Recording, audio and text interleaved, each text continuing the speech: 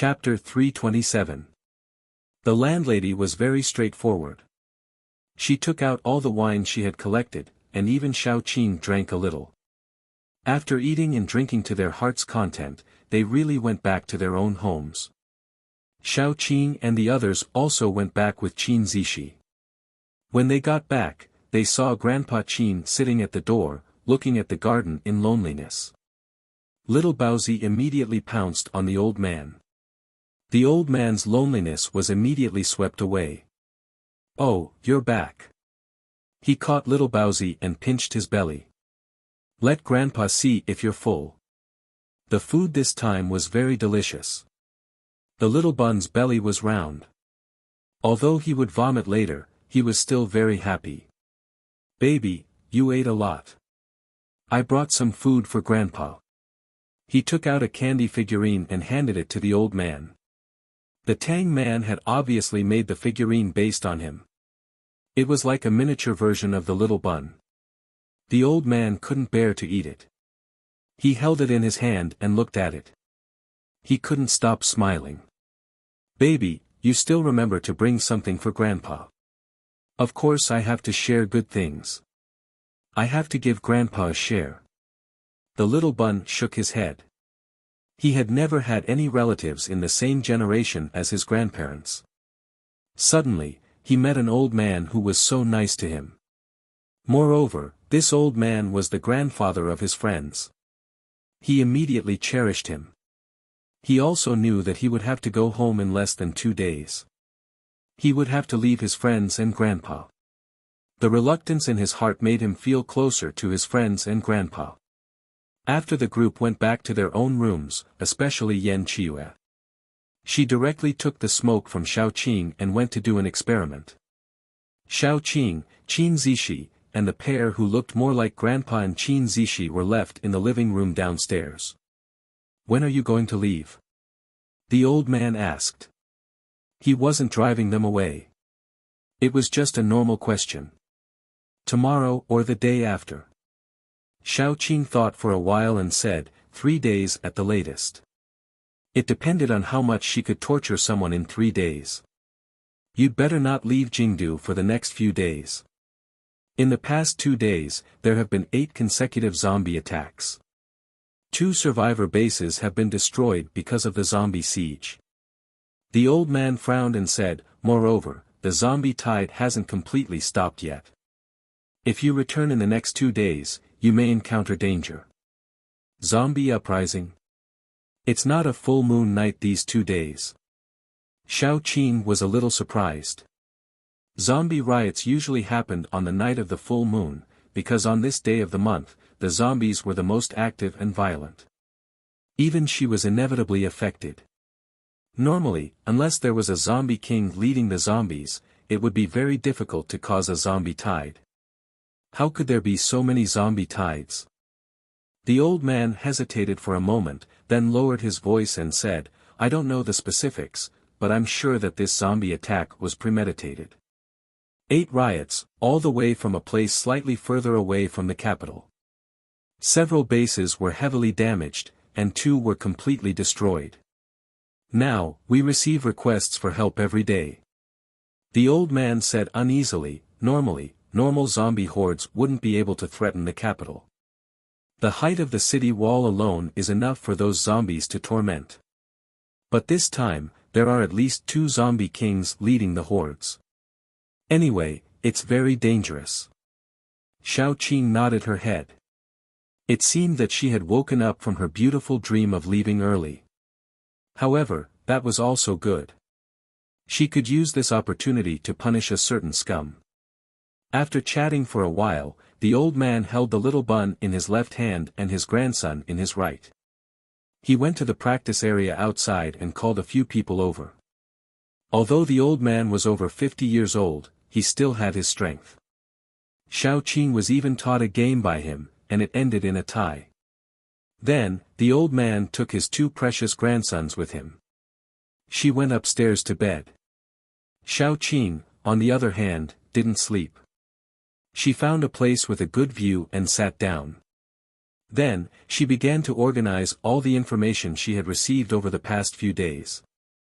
The first thing she needed to do was to get rid of Lin Qifan. This was the most important thing.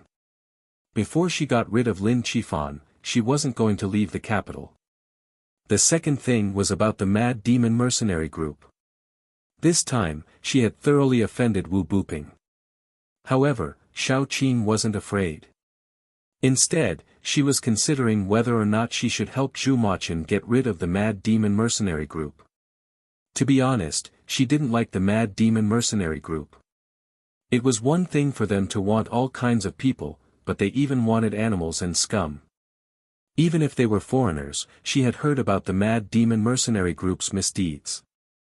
Bullying the weak was the most common thing. Things like bullying men and women, and even killing people for their belongings were all very common. Moreover, the Mad Demon mercenary group was very united. Basically, if you beat one up, you would attract a bunch of others. Therefore, people with some strength were too lazy to provoke the Mad Demon mercenary group. And those who didn't have strength could only be bullied. Now that she had been dragged into this matter, she couldn't just stay out of it. Instead of waiting for the Mad Demon to take revenge, she might as well make the first move. No matter what, the one who made the first move had the advantage. The third thing was about the zombie uprising. If the zombie uprising didn't stop in a short period of time, they definitely wouldn't be able to return to S-City survivor base. From what the old man said, the zombie uprising this time wasn't as simple as it seemed. After sorting out her thoughts, Xiao Qing slowly went upstairs and prepared to rest. For the first time, Yan Qiue wasn't in her room. Only her air dye was lying on the bed and rolling around. Xiao Qing knew that Yan Qiue was studying the fog. She took off her clothes and fell on the bed. She turned over and over again. She wasn't used to it. Chapter 328. Xiao Qing tossed and turned in bed until midnight. Yan Qiue ran up with dark circles under his eyes. When he reached the door, he immediately lightened his footsteps, afraid that he would startle Xiao Qing. Xiao Qing said, "Come in. If you don't sleep, I'll go and urge you." When Yan Qiue heard this, fireworks exploded in his heart. He first took a quick shower and then crawled into bed. "I've already figured it out." Xiao Qing was stunned. She thought it would take 2 days. That thing is indeed not a good thing. It's a kind of highly poisonous plant with a lot of chemical ingredients. It will corrode the skin and flesh of people once it comes in contact with it. More importantly, this thing can get into people's bodies and corrode their internal organs. At first, it can't be detected, and people will only feel a dull pain in their stomachs. After a long time, most of the internal organs will be corroded, and people will die. Yan Qiue narrowed his eyes and whispered, "It seems that it also has the effect of reducing the activity of supernatural abilities. Your vines are too overbearing. They have melted most of the mist. That's all I can find out." Xiao Qing couldn't help but frown. "Is there a way to restrain it?" "I'm still studying it." Yan Qiue was a little embarrassed. He quickly raised his hand. "Give me 2 or 3 days. I will definitely find a way to restrain this thing. Your health is the most important thing. It's already midnight. Go to sleep first." Xiao Qing suppressed the slight uneasiness in her heart and whispered, "Okay." Yan Qiue was like a spoiled little wife. He obediently shrank into the bed and then quietly moved forward. He put his arms around Xiao Qing's waist and whispered, "Qing, are you worried about me? Is that why you haven't fallen asleep?" Xiao Qing was silent for a long time.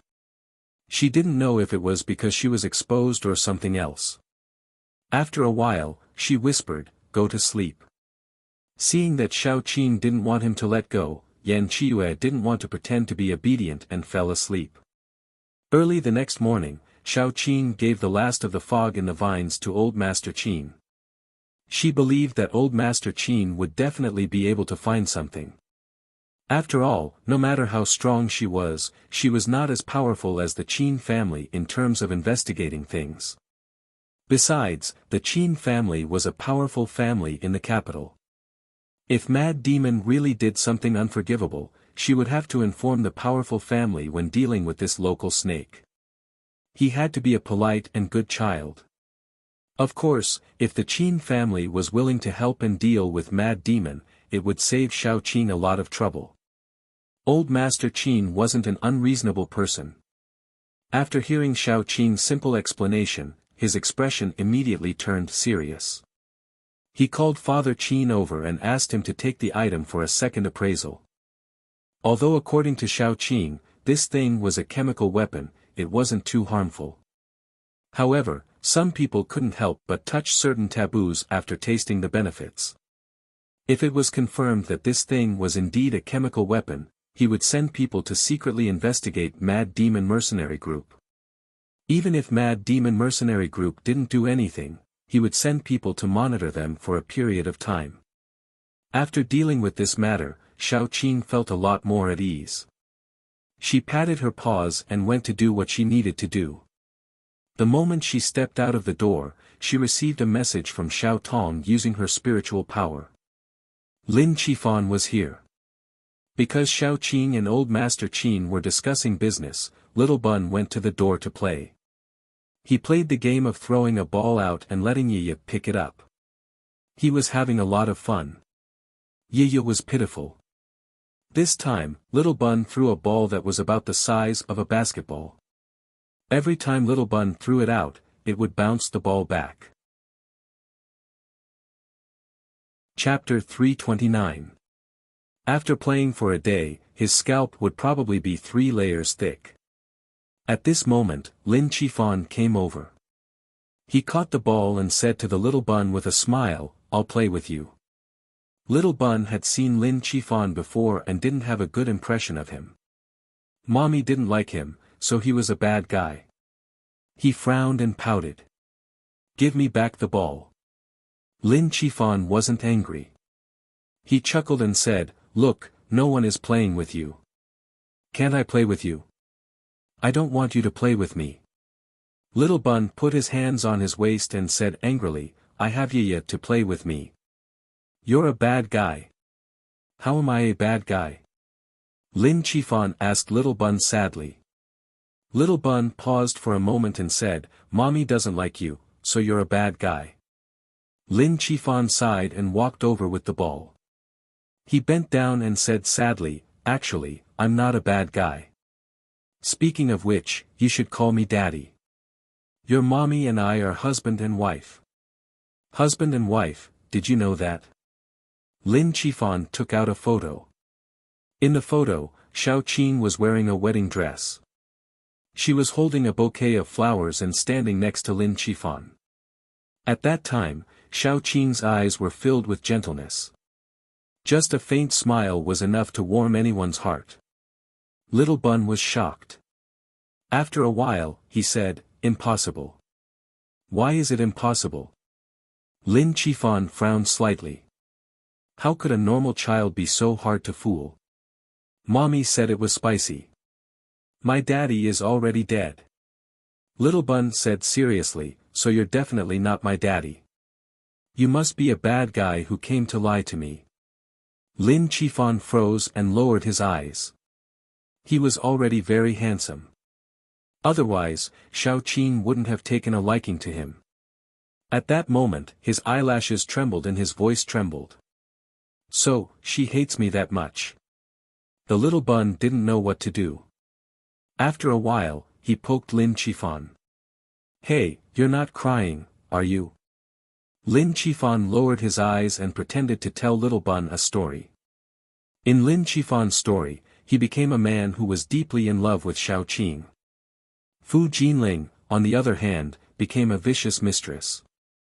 She liked him and confessed to him, but he rejected her. Then, her love turned to hatred and she attacked Xiao Qing, causing Xiao Qing to have a miscarriage and almost die. In the end, Xiao Qing misunderstood that he had done something wrong to Xiao Qing. Coincidentally, the apocalypse happened, so the two of them were separated. In short, in the story, he was a good man who was affectionate and loyal. In short, all the mistakes were Fu Jinling's.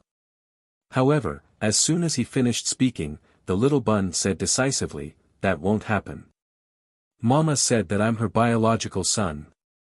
Lin Qifan was stunned by the little bun's ability to grasp the main point. He said, "That's not the main point. The main point is that I'm not a bad person." Little bun grabbed Yinya's ear and said in boredom, "Then you can explain to Mama.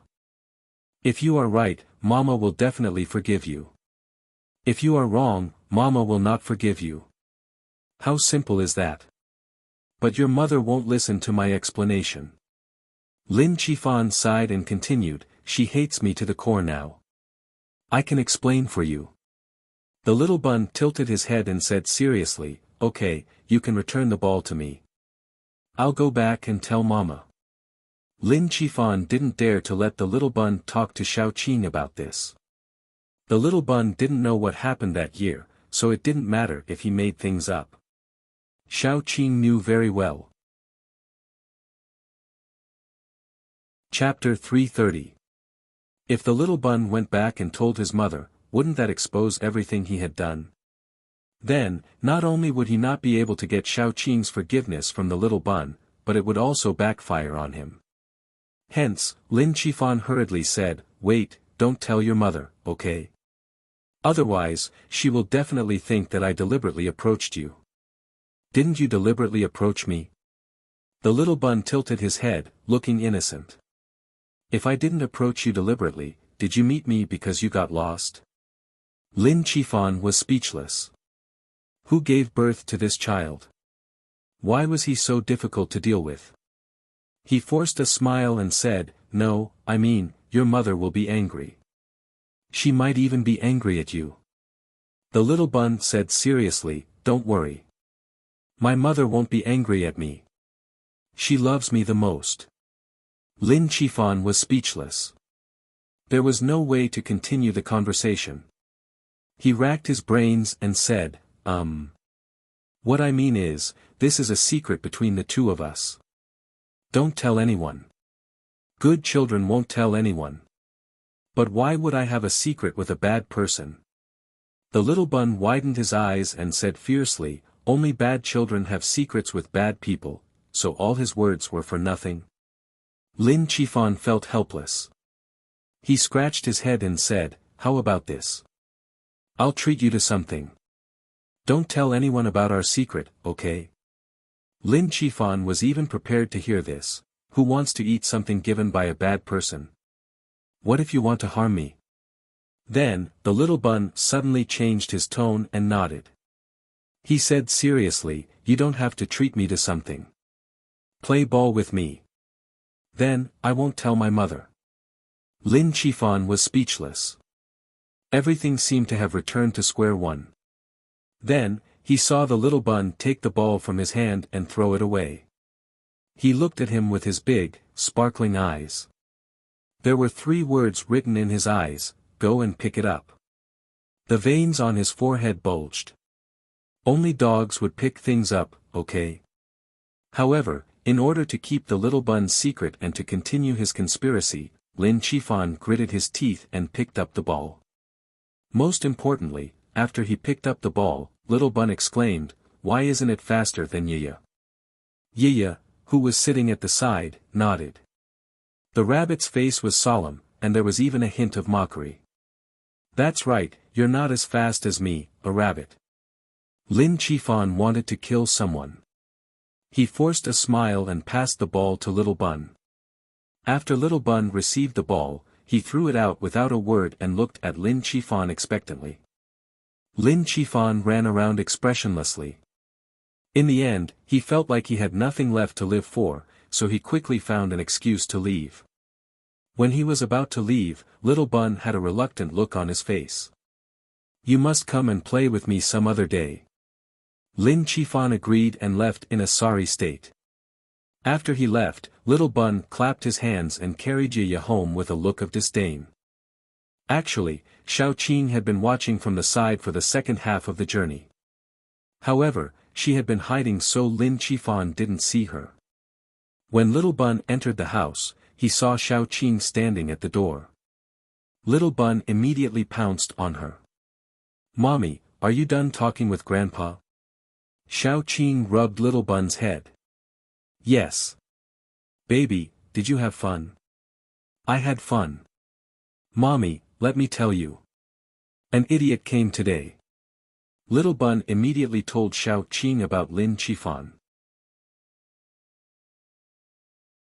Chapter 331. Xiao Qing laughed. She lowered her voice and asked, "Didn't you promise him that you wouldn't tell me? Why are you telling me now?" "Mama, I was lying to that bad guy," Little Bun said proudly. "He must be lying, and he must be up to no good. Otherwise, why would he sneak up on me? My baby is so smart." Xiao Qing kissed Little Bun, then narrowed her eyes and smiled.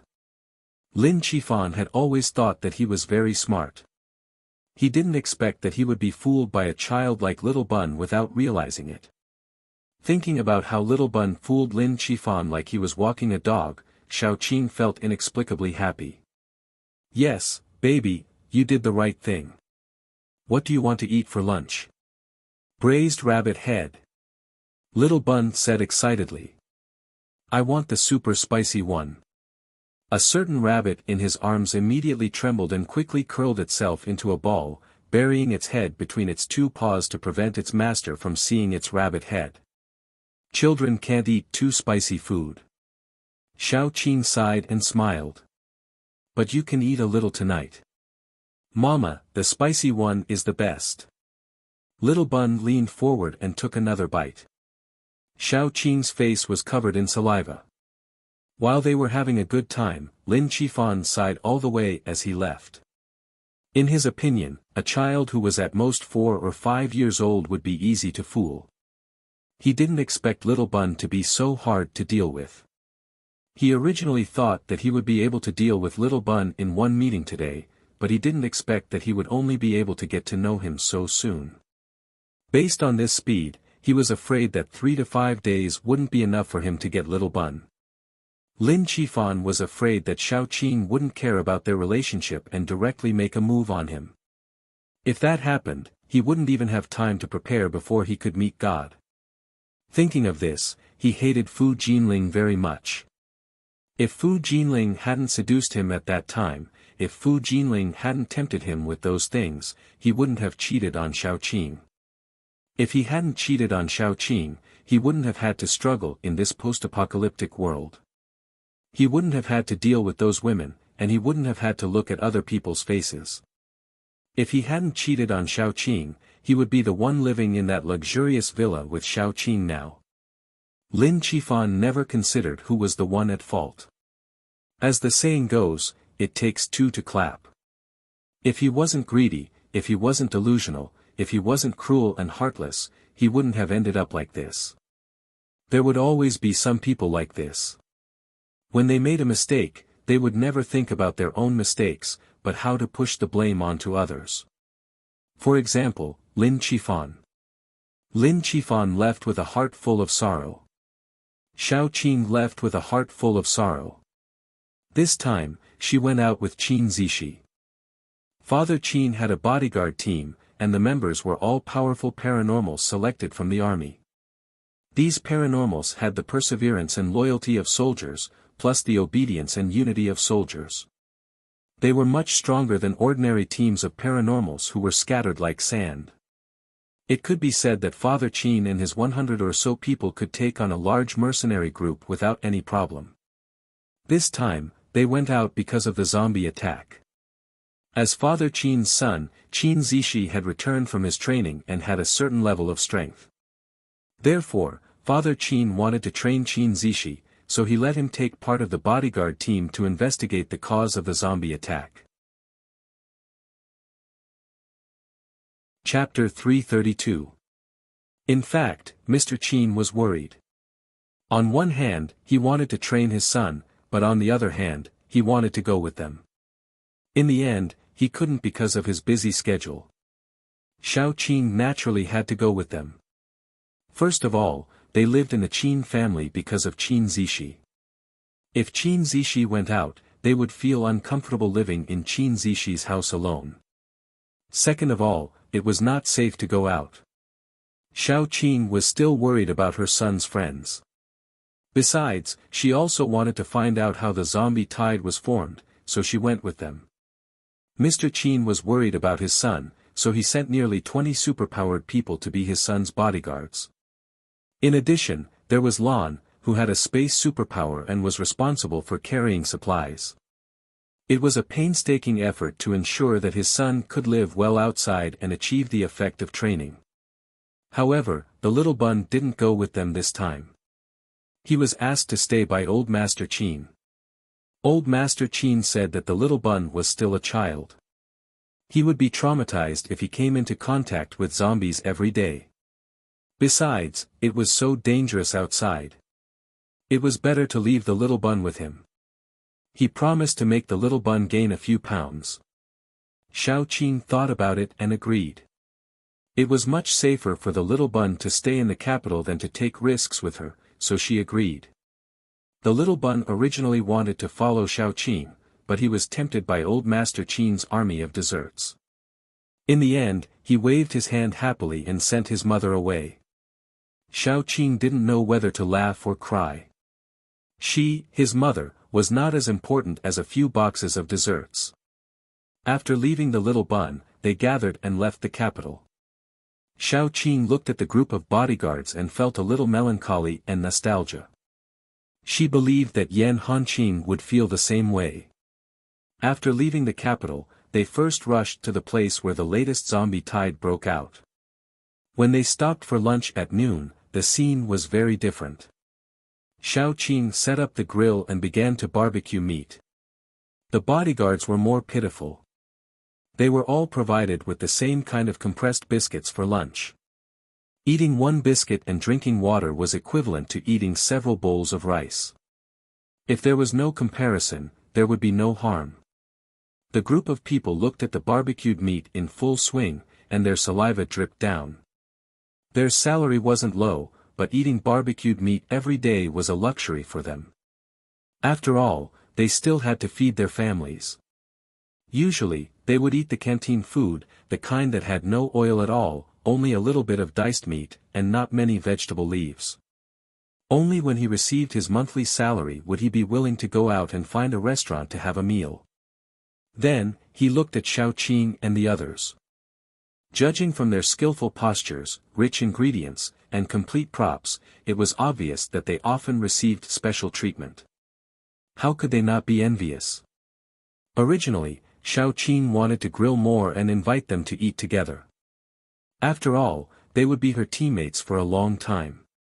Naturally, he had to be nicer to his teammates. Then, when Xiao Qin was about to get up and invite them to eat, she heard someone murmur, "Rich people are really different. What time is it now? Still so pretentious. You really think you're the boss?" She sat down again. If they didn't appreciate it, how could she put her hot face on their cold butt? She wasn't asking for it. So, Xiao Qin only called Qin Zishi and Lan to eat. After the apocalypse, they ate barbecued meat the most. Because the ingredients were easy to find and it was convenient to eat, they could grill meat while eating. It was quite fun. Chapter 333. Since they ate a lot, they were naturally more proficient in cooking. Xiao Qin was slicing the meat with a knife. Yan Hanqing brushed the meat with oil and skewered it into skewers and began to roast it. Then, a row of people squatted next to them, each with a bowl in their hands. Because there were not many iron skewers, Yan Hanqing took off the roasted meat every time he finished roasting a few skewers and put them in their bowls. They were so happy. The members of the escort team on the other side could only gnaw on dry biscuits. Looking at them eating barbecued meat, the aroma of barbecued meat lingered at the tip of their nostrils, and the tasteless biscuits in their mouths. It was like chewing wax, and they almost burst into tears. Xiao Qin wasn't the only one who heard what one of their team members said. Because his voice wasn't very soft, as long as one's five senses were slightly sharper, they would be able to hear it. Furthermore, everyone present was a psychic, so who would be able to miss this sentence? This was also the reason why Qin Zishi sat down and began to eat with only Alan. If it were any other day, and no one said such unpleasant words, Qin Zishi would definitely discuss with Xiao Qin to roast more meat and share it with them. After all, they were all on the same side. However, they did not expect that someone had already said such words. If they still did so, they would be slapping their own faces. Xiao Qin and the others did not jump up and scold them, which was already very restrained.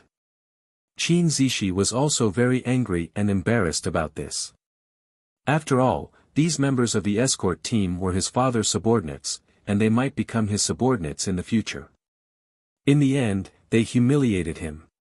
It was fine if they humiliated him, but they also mocked Xiao Qin and the others. This was intolerable. As for the members of the escort team, they were indeed a little resentful because when they went out, Qin Zishi's father said that Xiao Qin and the others were all Qin Zishi's friends, and asked the escort team to take care of them along the way. Therefore, the escort team spontaneously thought that Xiao Qin and the others were also the second generation of a rich family, and because of their family's wealth or power, they were lawless. Just like this time, their mission was to go out and explore the source of the zombie attack. This was a very difficult mission, and they had to protect Qin Zishi. In the end, the rich second generation insisted on following them, increasing the difficulty of their mission. At that time, there might even be people sacrificing themselves. Naturally, they were unhappy. Of course, although they were unhappy, no one would take the initiative to ruin Xiao Qin's reputation. Most of the people in this group were veterans. No matter how stupid they were, they knew that they shouldn't offend people casually. However, when it was time to eat, Xiao Qin and the others barbecued meat and drank beer, which not only aroused their resentment, but also aroused their jealousy. Why are we sitting here eating biscuits while you guys are eating barbecue? They're just a bunch of second-generation rich kids who don't know how to differentiate between food and drink. They want to accept our protection and come out on a mission, but they still want to enjoy themselves like masters. That was why some people couldn't stand it and secretly complained. Xiao Qin could guess a little bit, but it was their business what they thought. She didn't need to explain, but she didn't have a broad mind to ignore the sarcasm. Since they all gave her the cold shoulder, she didn't need to stick to them. They could just live their own lives. As a result, the atmosphere suddenly became cold and awkward. After lunch, Xiao Qin rummaged through the inventory and took out a lot of fruits to share with her friends, especially Qin Zishi and Xiao Tong. They were still children, and it was very important for them to take vitamins and so on. Chapter 334. Once she did that, some people found her an eyesore and said sarcastically, "Hey, even if we work hard for the rest of our lives, we still can't catch up to her. She has a good father." Another person whispered, "Keep your voice down. What if she hears you and gives you a hard time? They all have powerful backgrounds. It's easy for them to kill a little bumpkin like you." "That's right. I'm afraid that in their eyes, you're not even worth as much as that bunch of grapes." Immediately, another person laughed. The more they talked, the louder their voices became. They seemed to be quite unscrupulous. Qin Zishi's face was cold to begin with. Now, he flew into a rage. He slammed the table and said coldly, "All of you, get back. We're not far from the capital now. It won't take much of your time. You'll arrive in the capital in the time it takes to gossip." The group of ruffians immediately fell silent. The captain saw that Qin Zishi was angry and hurriedly tried to smooth things over. "Don't be angry, young master. They're just a little talkative. I've already lectured them several times. The general is worried about you going out alone, so he asked us to follow and protect you. I definitely won't let them talk anymore." Qin Zishi sneered and raised his chin. Then, he said, "You're all ability users. You're all very capable. Do you all think you're very powerful? Do you think that I need your protection, so you don't have to take me seriously? As he spoke, the temperature in his voice took a sharp turn. I'm telling you now. All of you, get back. This is an order. I don't need your protection. The ruffians looked at each other and didn't dare to say anything. If they dared to go back now, their legs would be broken by Father Qin. Leaving the only heir of the Qin family in the wilderness and going back alone, wasn't that courting death? Even if they wanted to die, they shouldn't do that. The captain saw that Qin Zishi was really angry and hurriedly said, "Young master, this is our fault. I apologize to you and everyone on behalf of them. But we really can't go back. Our mission is to protect you. You guys are protecting me." Qin Zishi was expressionless. Her serious baby face actually looked a little murderous. Previously, I tolerated it for Dad's sake and didn't stoop to your level. I didn't expect you to become more and more daring. Then I'll be honest. If I really encounter a problem that I can't solve on my own, do you think you guys can protect me? He glanced around and said, "You don't believe me? Alright, I'll let you try today. Whoever is more confident in themselves can come and compare notes with me. If no one can beat me, then all of you will apologize and scram back to the capital. If someone wins, then I won't say another word. Even if you curse me on the spot, I'll endure it." Those ruffians who had their heads lowered didn't feel that they were in the wrong. They were just worried that they would be chased back and run into the furious Father Qin, so they didn't dare to speak. Upon hearing Qin Zishi's words, the group of ruffians immediately beamed with joy and began to chime in one after another. "Young master, that won't do. What if you get injured with your small body? The general will kill me." "That's right. Young master, don't try to be brave. Just take it that we were wrong. Let it go. We'll definitely hold it in the future." "That's right. Young master, don't be angry. Just take it that we were wrong. We'll all apologize." "That's right. We don't dare to compare notes with you. Otherwise, we'll be cut up by the general when we go back." The corners of Qin Zishi's mouth curled up. From the angle of his eyes to the angle of his mouth, he looked very much like Xiao Qin when she was mocking people.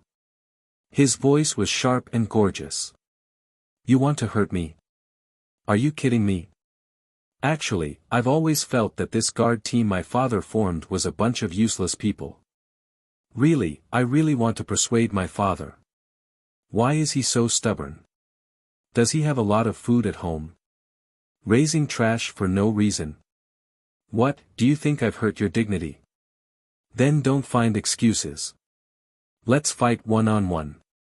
Qin Zishi's aggro was simply off the charts. Those who didn't want to fight Qin Zishi one-on-one couldn't help but want to fight, let alone this group of eager people. Everyone's sleeves were intact. Even if Qin Zishi was Father Qin's son, they were prepared to beat him up. This was a matter of dignity. After being pointed at and scolded to this extent, if they didn't fight back, they would really be an iron-shelled turtle. Moreover, although this group of military ruffians was slick, each one of them was more unruly than the other. How could they withstand Qin Zishi's provocation? Someone immediately jumped out. "I'll do it. But let me say this first, young master. Fists and feet don't have eyes. Not to mention superpowers. If you scratch a little skin, don't go crying and complaining to the general. Even if you beat me to death here today, no one will find trouble with you. I can guarantee that this is my pride, my father's pride, and the Qin family's pride," Qin Zishi said as he slowly rolled up his sleeves. "That's good." This person couldn't wait to jump out and said excitedly, "I'm a level 3 superpower user, strengthening type. Be careful, young master." As soon as he jumped out, those who were familiar with him immediately began to lament. How did this kid react so fast? He beat us to it. Sigh. If I had known, I would have gone up first. Qin Zishi looked him up and down, then sneered. One move. It had to be said that he was too arrogant. Even Xiao Qing felt that he was a little annoying. Gu Panpan was still winking at her. Sister Qing, Qin Zishi has learned all your skills. His poisonous tongue and provocative skills are first class. Xiao Qing smiled, found a place to sit down and began to watch the show. Others might not know, but how could she not know Qin Zishi's strength? After all, those mutant animals that Qin Zishi had subdued were all caught by her personally. Sure enough, those people were provoked to the point that they couldn't take it anymore. Old Lu, don't embarrass us. They were here to watch the show. That's right, Old Lu. Didn't you hear that young master wants to finish you in one move? You have to at least survive one move. This was an exaggeration. Come, come, come. Do you want to bet how long this fight will take? This was a big deal. You guys, quiet down. Don't disturb their fight. This was the captain.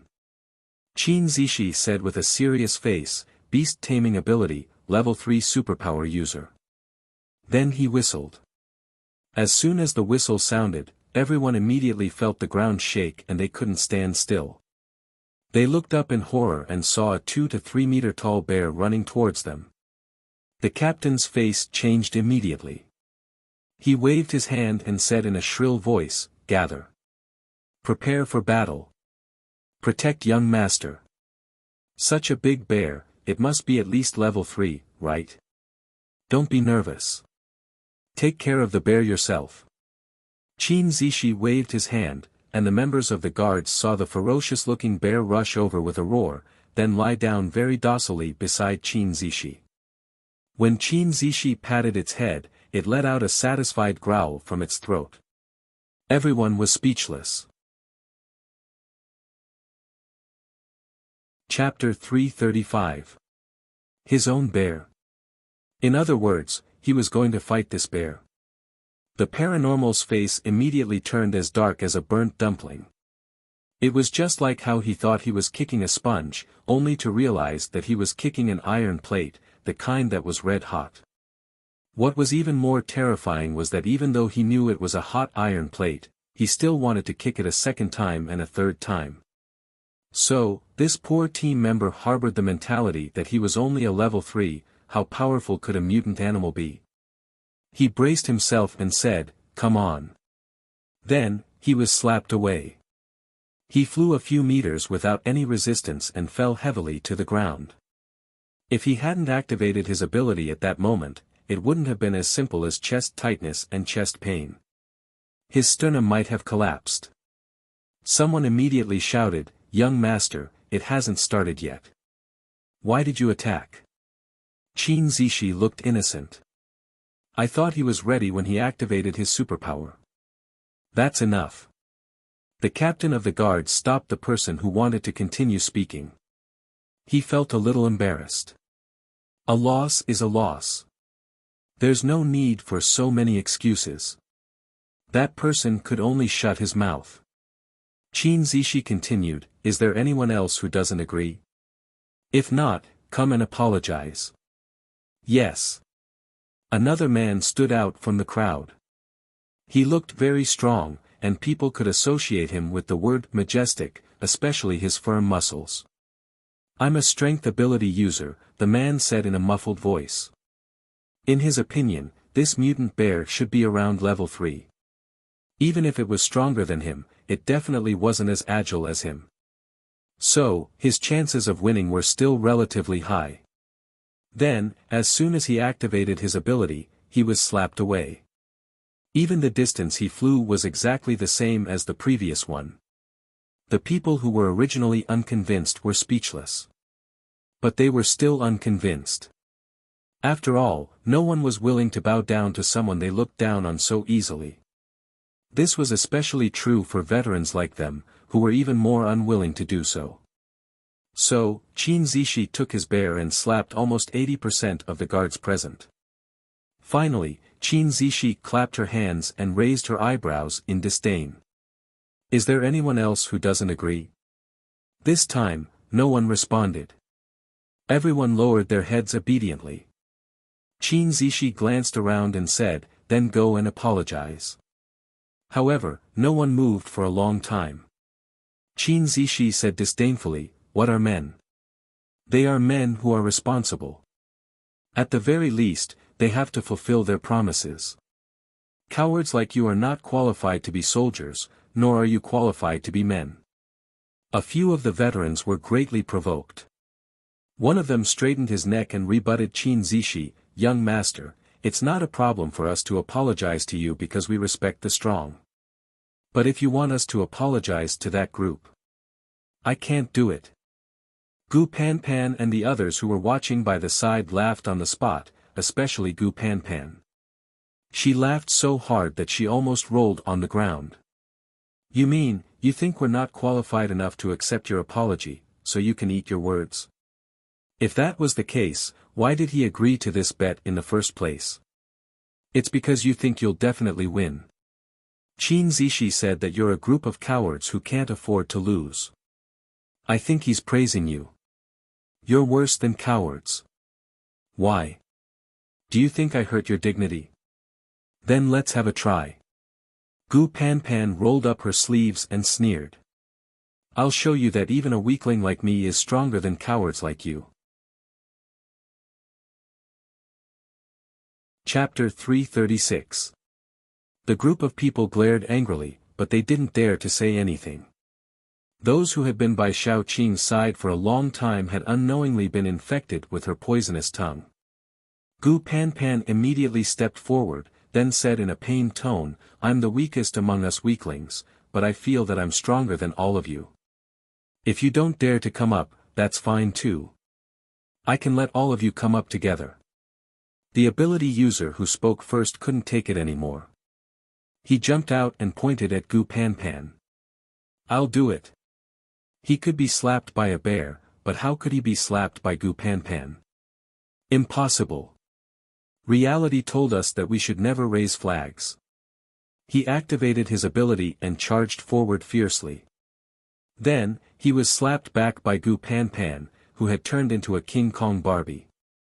After slapping this person, Gu Panpan stomped her foot on the ground, causing a long crack to appear.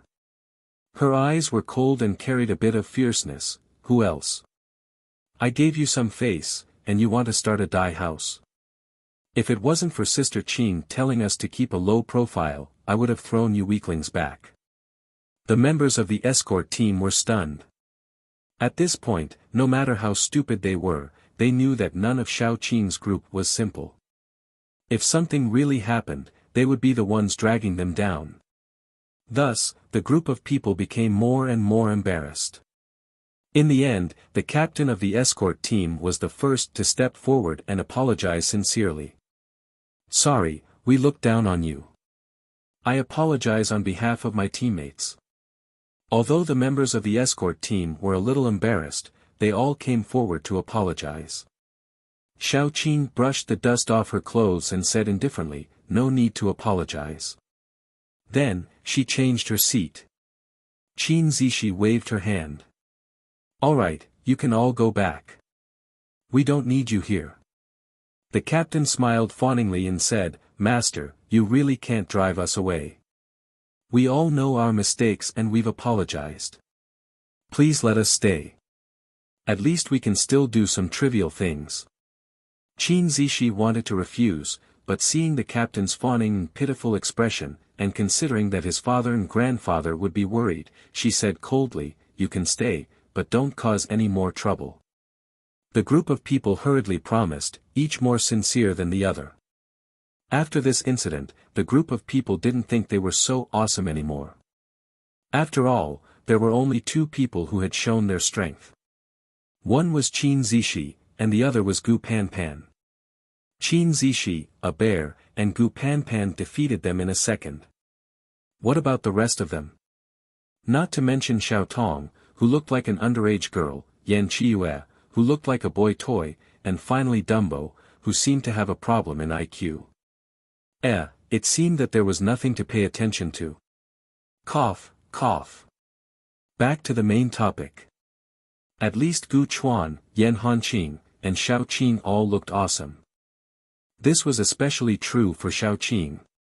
As the leader of this group, she should be the strongest among them. Therefore, she was definitely stronger than Qin Zishi and Gu Panpan. Thus, the group of people felt as if they were looking up at a tall mountain, and looked at Xiaoqing with admiration. Xiaoqing was a little confused. Weren't they just mocking them? Why were they suddenly looking at her with such strange eyes? Were they not convinced and wanted to secretly trick her? In short, the atmosphere between the group of people finally became a little more harmonious, and it remained so until they arrived at their destination. Chapter 337. Their destination was a base that had been besieged by the zombie tide. It was a medium-sized base, neither big nor small. In order to deal with the zombie tide, the base had suffered heavy losses. When Xiaoqing and the others arrived, all the people in the base were repairing the fence. There were dark red bloodstains on the fence. After mixing with the dust, the bloodstains became a dark color.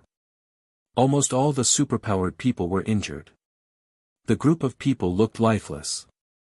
They didn't feel like they had survived a disaster at all. It seems that the zombie tide has left. Xiaoqing looked around the base and said, "Should we go in and check if there is anything special, or just go straight ahead? Let's check it out first." "Let's get to know the situation first," Qin Zishi said in a low voice. Since the two leaders had spoken, no one objected. So they entered the base. Because of the zombie tide and their special identities, it was easy for them to enter the base and see the base chief. After explaining the purpose of their visit, Qin Zishi said to the base chief, "Is there anything special about the zombie tide this time?" "It's a special situation." The base chief thought for a moment, then said, "Indeed, we have experienced a zombie tide before, but it was always on a full moon night, like a riot. But this time, it happened at the beginning of the month, so it was very sudden. Because of that, we were not prepared and suffered heavy losses. That's one of the reasons.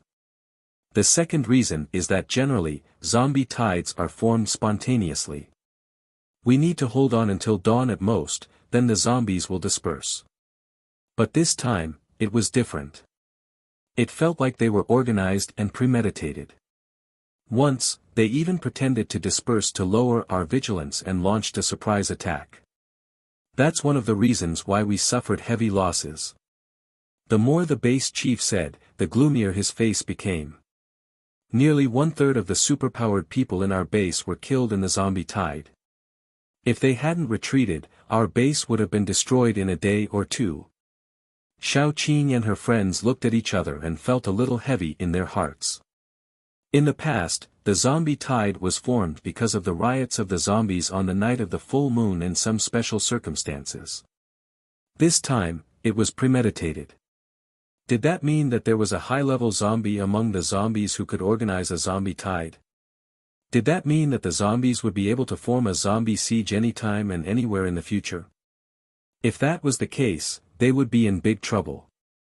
After learning about the situation, Xiaoqing and her friends declined the base chief's proposal to have dinner with them. Then, they moved on to the next target. At that time, they had already turned around and walked back, because the zombie tide was moving toward the direction of the capital. Previously, they had taken a shortcut, so they missed the zombie crowd. When they arrived at the next base, the problem arose. Zombies were besieging the city. Yes, they happened to catch up with the zombie siege, and it wasn't as simple as a zombie tide. According to the news, all the zombie tides had gathered here. If one looked down from the sky, he or she would find that the surrounding area was densely packed with zombies. The swarming zombie heads alone were enough to make people with trypophobia collapse. Xiaoqing and her friends were a little worried. Did they have to wait until the zombie tide was over and then go in to find out what was going on? Or, should they sneak into the base now and find out why it was besieged by so many zombies? If they went in now, they would all die. Chapter 338. Xiao Qing found a high slope. Looking down from the top, there were still countless zombies, which made people's hair stand on end. She had to say, let's set up camp nearby and see the situation first. She couldn't make a decision rashly. After all, she had to think about the group of people around her. If she made a decision rashly, it was equal to sending these people to death. Although the group of people were also very worried about the current situation, they also knew that those zombies were only surrounding the city and hadn't started to attack yet. Moreover, now wasn't the time to be reckless, so they found a relatively safe place where they could see the whole situation clearly and set up camp. After setting up camp, they had dinner, but they didn't have the mood to sleep. After all, danger was close at hand. Except for those who were particularly open-minded, few people could fall asleep. Then, when it was a little dark, Xiao Qing left the tent by herself. She was ready to explore the situation and see what was going on. When Xiao Qing mixed in with a group of zombies, in fact, she was still a little bit uncomfortable. Because there were too many zombies around, the smell was very strong. The smell of corpses, mixed with the smell of blood, was very strong and nauseating. Xiao Qing walked from one end of the zombie army to the other end. At last, she found an unusual existence. This existence was too eye-catching, because all the zombies avoided her. Only this one zombie cast a sharp look at her the moment it found her. And this zombie didn't look like a zombie at all. She was wearing a clean black dress. Except for her pale face and a festering wound on her neck, she looked more like a normal human. And this zombie was holding a... She didn't know whether to say it was a child's body or a skeleton. It should be a young child, which could be seen from the half-rotten skeleton. This zombie held Xiao Qing very tightly. Its eyes looked at Xiao Qing as if she would snatch it away. Xiao Qing could clearly feel its repulsion, but this zombie didn't attack Xiao Qing. It just growled in a low voice, as if it wanted to expel Xiao Qing from its territory. Xiao Qing touched his chin and walked around before leaving. In the middle of the night, the group of zombies launched an attack. Countless zombies rushed to the base without fear of death. Some fell under the superpowers, some fell under the bullets, but the rest of the zombies continued to advance. The siege and defense lasted for nearly 2 hours. Then, the group of zombies silently retreated and returned to their initial state of surrounding the entire base. Xiao Qing didn't understand what was going on, so she returned to the tent and continued to sleep. In the middle of the night, the sound of fighting shook the sky. There might be another zombie siege, but this time, Xiao Qing didn't get up to take a look. She curled up in the bed and continued to sleep. The next morning, Xiao Qing stood on the hillside and looked down. She saw a lot of zombie corpses lying on the side near the base. Of course, there were also a lot of human corpses. Because the zombies were still surrounding the base, there was no way to go out of the base to collect the corpses. Therefore, the human corpses had started to rot because they had been on the ground for a long time. It seemed that it wasn't the first day that the zombies had besieged the base. Xiao Qing was most curious about why the group of zombies had surrounded the base and then nibbled it away bit by bit. It couldn't be that they were hungry, so they specially passed through so many bases and came here to eat up the entire base. Moreover, she felt that these zombies were very organized and premeditated. They were organizing attacks again and again, consuming the strength of the base. They also knew how to surround but not attack, and exerted mental pressure. Fuck, it felt like the zombies were about to become spirits. Xiao Qing didn't plan to take her friends to help. First of all, there were so many zombies. Even if there were a few more people, they wouldn't be able to help much. Second of all, they were only there to investigate the cause of the zombie attack, not to die. If you had the ability but didn't help, you would be heartless. If you didn't have the ability, you would be stupid. I have a feeling that the people inside probably know something. Xiao Qing discussed with her friends while eating. How about I go in and have a look tonight? Qin Zishi was the first to object, and his objection was very strong. No. Sister Qing, although you're very strong, a lot of ants can bite an elephant to death. There are so many zombies. It's too dangerous. I don't agree with you going in. The others all knew that Xiao Qing's body was special and wouldn't be attacked by zombies, but he didn't know that. He didn't want his friends to die. Hearing Qin Zixi objection, even Yan Qiue looked at him gently. After all, she could see that Qin Zixi really cared about Xiao Qing. Don't worry. Xiao Qing rubbed Qin Zixi's head and said, don't forget that I have a special ability to not be discovered by zombies. Qin Zixi was still a little embarrassed. He said in a low voice, what if something happens? You can't run away when surrounded by so many zombies. There's no need to take risks. We've already found a lot of useful things. Even if we go back and report now, it's enough. As for this base, it's not that we don't want to save it, but that we don't have the ability. Instead of taking risks, it's better to go back and ask for help and see if we can save this base in time. Xiao Qing actually felt very warm. After all, Qin Zixi cared about her. However, she always felt that she was not far from the truth. She was ready to comfort Qin Zixi, so she said, you're right. Before Qin Zixi's expression softened, she said, but I think we can split into two groups. One group will go back and inform your father and see if they can send people to help. The other group will be me. I'll go in and have a look. I promise that I won't let myself be in danger. If something happens, I'll come out immediately. Qin Zixi was speechless. After all, they still had to go in. There would be no change.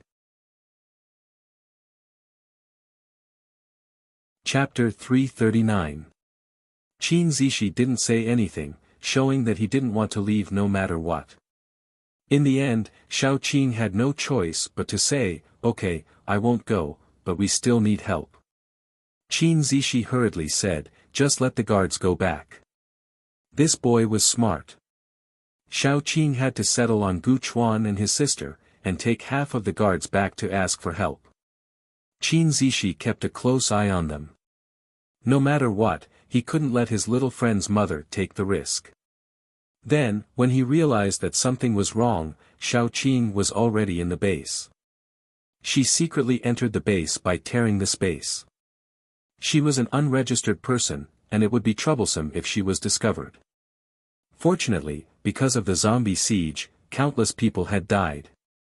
The base was very chaotic, and no one would care if this person suddenly appeared. Therefore, Xiao Qing easily sneaked in. She found a few people sitting in the corner dejectedly, and then went forward to inquire about the news. Brothers, how's the situation now? They didn't suspect anything, and said one after another, it's the 6th time. We've lost more than half of our people. If this continues, I'm afraid. The person who spoke had panic in his eyes. After all, everyone knew what would happen to them if the base was breached. Last night, when the zombies attacked the base for the last time, we almost couldn't hold on. But at the last moment, the zombies suddenly became chaotic. Our people were in position in time, and we managed to hold on. I think we can hold on for one more round, at most. The last one sighed, and then took out a cigarette box from his chest pocket. There were 3 or 4 wrinkled cigarettes in the box.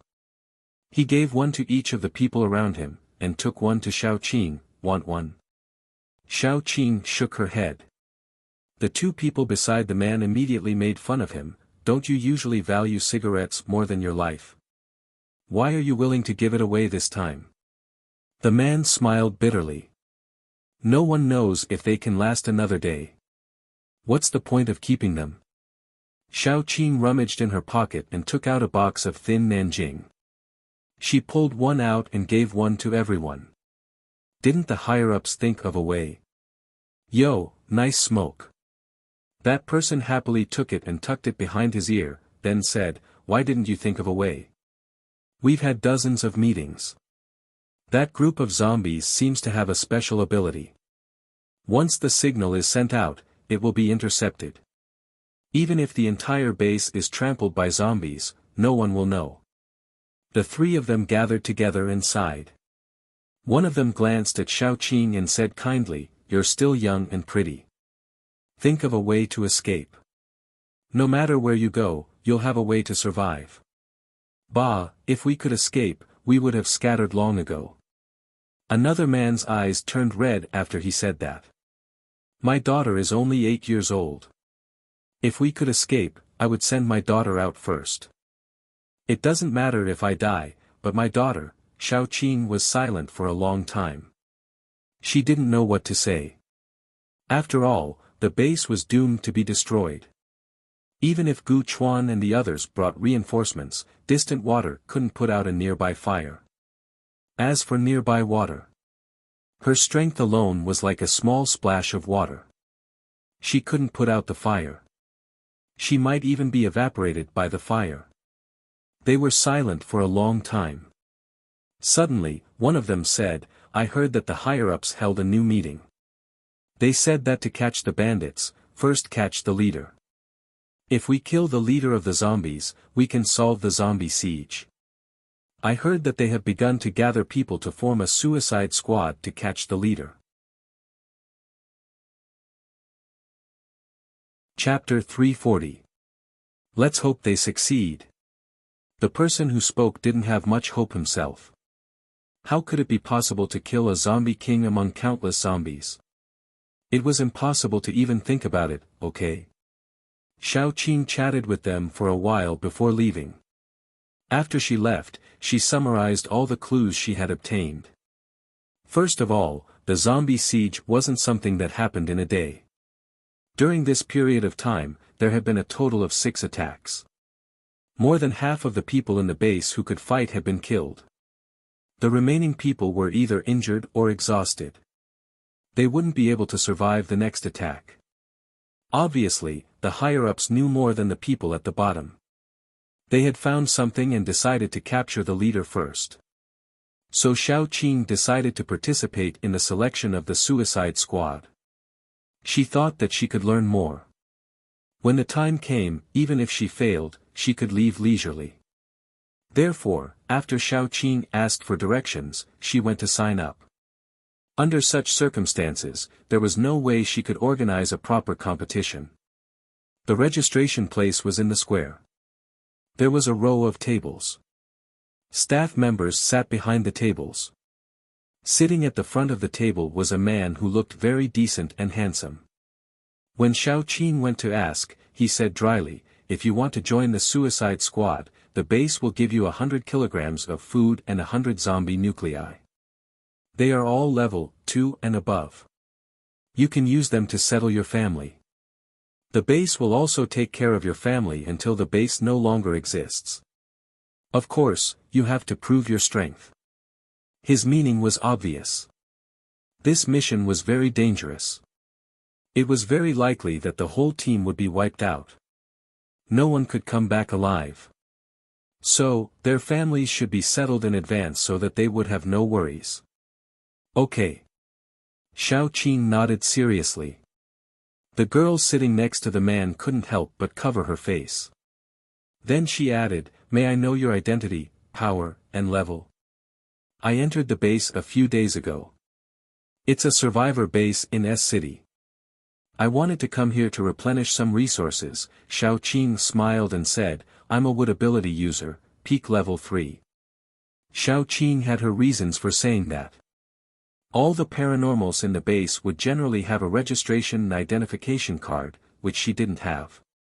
If she pretended to be a paranormal in the base, she would be easily exposed. But if she pretended to be a paranormal from outside the base, it would be easy to say that she lost her temporary residence certificate when fighting against the zombies. The girl looked at her sympathetically. She was so unlucky. She came in to replenish her resources, but she happened to be surrounded by zombies. Alright, now you have to prove your strength." The girl glanced at the handsome man beside her. He immediately stood up and said, "Fight with me. If you can hurt me or last for 10 minutes, you'll pass." The girl hurriedly pulled the man's sleeve and glared at him. This man was the strongest paranormal in the base. He was already a level 4 paranormal. If he didn't go easy on her, the woman in front of him wouldn't last for 10 minutes. There weren't many people who were willing to be a suicide squad, especially when they knew that this was a one-way trip. The girl was really afraid that the man would beat Xiaoqing and make her run away. Wouldn't it be a pity to beat a wood ability user at the peak of level 3? The man pursed his lips and finally said, "Don't be nervous. I'll go easy on you." Xiaoqing almost laughed. She hadn't seen such an honest person in a long time. He didn't even know how to lie. Chapter 341. However, Xiaoqing didn't boast that she didn't need others to go easy on her. She just smiled and said, "Okay." The man used his ability. His muscles immediately bulged. Was he a strength-type paranormal? Xiaoqing also released her own vines. She racked her brains to think of a way to go easy on him without making it seem like she was going easy on him. The vines wrapped around the man in an instant and tied him up tightly. Xiaoqing was stunned at first. Was the man so weak? Then, she realized that something was wrong. The vines didn't pierce the man's skin. Secondly, the vines wrapped the man into a cocoon. But soon, the shape of the cocoon changed. It changed from a round shape to an indescribable shape. Then, Xiaoqing saw something soft like liquid flowing out from the cracks. After flowing out, the whole cocoon deflated. Then, the liquid on the ground formed a human shape. Finally, it turned into the man's appearance. What kind of ability was this?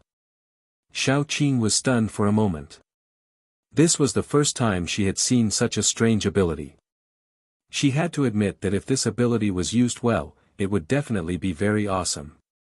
Turning one's body into liquid, there shouldn't be anyone who could kill him. Xiaoqing was curious. Then, she changed her mind. She wanted to see what other abilities the man had. After all, it was the first time she had seen such an ability. Xiaoqing pressed her hand down. Countless vines rushed up to the sky. Each one was like a sharp spear, stabbing at the man. The man didn't know when a spear would come from under his feet. He also didn't know where it would come from. It was a test of one's reflexes. However, the man dodged 99% of the vines. The remaining 1% was too tricky. Sometimes, several vines would stab at him at the same time. It was impossible for him to dodge. Therefore, he had to choose the situation with the least injury. Every time this happened, the vines would turn into liquid. Therefore, 10 minutes passed. Xiaoqing didn't hurt the man, and the man couldn't get close to Xiaoqing. The onlookers were stunned. They had never seen anyone who could fight with a man like this. Even if the man went easy on her, he was already a level 4 fighter while Xiaoqing was only at the peak of level 3. At least in their eyes, Xiaoqing was only at the pinnacle of level 3. Also, even if the man went easy on her, Xiaoqing didn't use her full strength. Didn't you see that she only used one kind of plant from beginning to end? A rank 3 would attribute metahuman should have at least 3 types of mutated plants for protection. Therefore, everyone looked at Xiaoqing as if they were looking up to a tall mountain. The man said expressionlessly, "You've passed the review. What's your name? You can go and claim your reward now." "My name is Xiaoqing," Xiaoqing said indifferently. The man nodded. "My name is Zhao Hansheng. We'll gather here at 7 o'clock tonight." After that, Xiaoqing left. She didn't claim her reward, but found a quiet place to sleep. She wanted to recover her energy and prepare to follow this group of people at night. When Xiaoqing arrived at the gathering place, she saw a few people standing there. Surprisingly, Xiaoqing was the only woman among them. The leader was naturally Zhao Hansheng. In front of this group of people, there was a man wearing glasses, who looked quite elegant. When Xiao Qing arrived, he coughed and said, "Is everyone here? I have a few words to tell you. First, this time, you're going to risk your lives for this base. No matter what the result is, the base will protect your families as much as possible before it's destroyed. Second, the zombie king you're looking for is a woman. She likes to wear red lipstick and black dresses. She's holding the skeleton of a child." Tenderness flashed across the man's eyes, but in the blink of an eye, that tenderness turned into coldness. "Her weakness is the skeleton of the child in her hands. You can attack the skeleton to distract her." Chapter 342. Xiao Qing couldn't help but frown. Who was this man? He seemed to know the zombie king. Xiao Qing wasn't a resident of the base. She could leave at any time after completing her mission, so she asked straightforwardly, "You seem to know it?" The elegant man was embarrassed for a moment, but soon he laughed and said, "How is that possible? I only saw it commanding zombies yesterday, and it has been protecting the corpse in its arms. So I guess its weakness is the corpse." Oh. Xiao Qing didn't believe him at all. Her intuition told her that the man was a little guilty. Probably because of his guilty conscience, the man encouraged them and let them leave. At that moment, Xiao Qing knew that the man was the base chief. She followed Zhao Hansheng and the others out slowly. When they reached the edge of the square, she turned around and saw the base chief squinting his eyes. There was an indescribable evil in his eyes. She didn't know what he was thinking. The base chief was also startled by her sudden turnaround. He awkwardly avoided Xiao Qing's eyes. When the group of people reached the gate of the base, many people came out to see them off, just like the warriors who had gone on an expedition in ancient times. Zhao Hansheng took out a bottle of spray and said, "Spray this on your body. It can confuse the zombie's sense of smell. It won't last long, but it's enough for us to find the zombie king and kill it." Then he took the lead and sprayed it on himself. When he sprayed it on his armpits first, then on his chest and back. A strong smell of corpse spread out. This stuff was mostly made by collecting the body fluids of zombies. It could temporarily block the smell of human bodies and confuse the zombies' sense of smell, making them think that they were the same kind. Xiao Qing didn't want to spray it, because it smelled really bad. If she sprayed it on her body, she wouldn't be able to wash it off easily. Besides, the clothes she was wearing would definitely be ruined. It was like hurting the enemy 100 times, but losing 12,000 times. However, in order not to appear too abrupt, she still endured the stench and sprayed it. However, she didn't spray much. As a result, Zhao Hansheng sprayed Xiao Qing's chest all over. Women are so pretentious. Is a little smell more important than your life? Xiao Qing's face turned green at that time. Fortunately, it was already dark and she couldn't see clearly. Then, a group of people walked into the zombie crowd. To be honest, it was not a good experience to be in close contact with zombies, especially when there were so many of them. Once there was a flaw in the smell on their bodies, they would be swarmed by a group of zombies. Not to mention running back, it would be a good thing if they could even leave some bones behind. Even though they were prepared to die, they were still trembling with fear when they entered. There was a slightly younger youth whose legs were already trembling, looking especially pitiful. Xiao Qing couldn't help but ask him, "Since you're afraid, why did you come?" The youth whispered, "But I still have a sister. It doesn't matter if I die, but I have to fight for her." He puffed up his cheeks and said seriously, "I'm not afraid of death, but I'm afraid of pain." Xiao Qing couldn't help but touch his head, but Zhao Hansheng glared at her in return. He mouthed, "Don't talk, be careful not to leak your smell." The youth was so scared that he hurriedly covered his mouth. His eyes rolled, looking at the zombies around him, and his face turned pale. Xiao Qing helplessly put her hands in her pockets, looking left and right. She didn't know whether it was good luck or bad luck, but she saw the woman standing in the zombie crowd at first glance. It stood quietly in the middle of the zombies, staring at them with a pair of eyes like black holes. It was still holding the skeleton in its arms. Xiao Qing was sure that it had found them.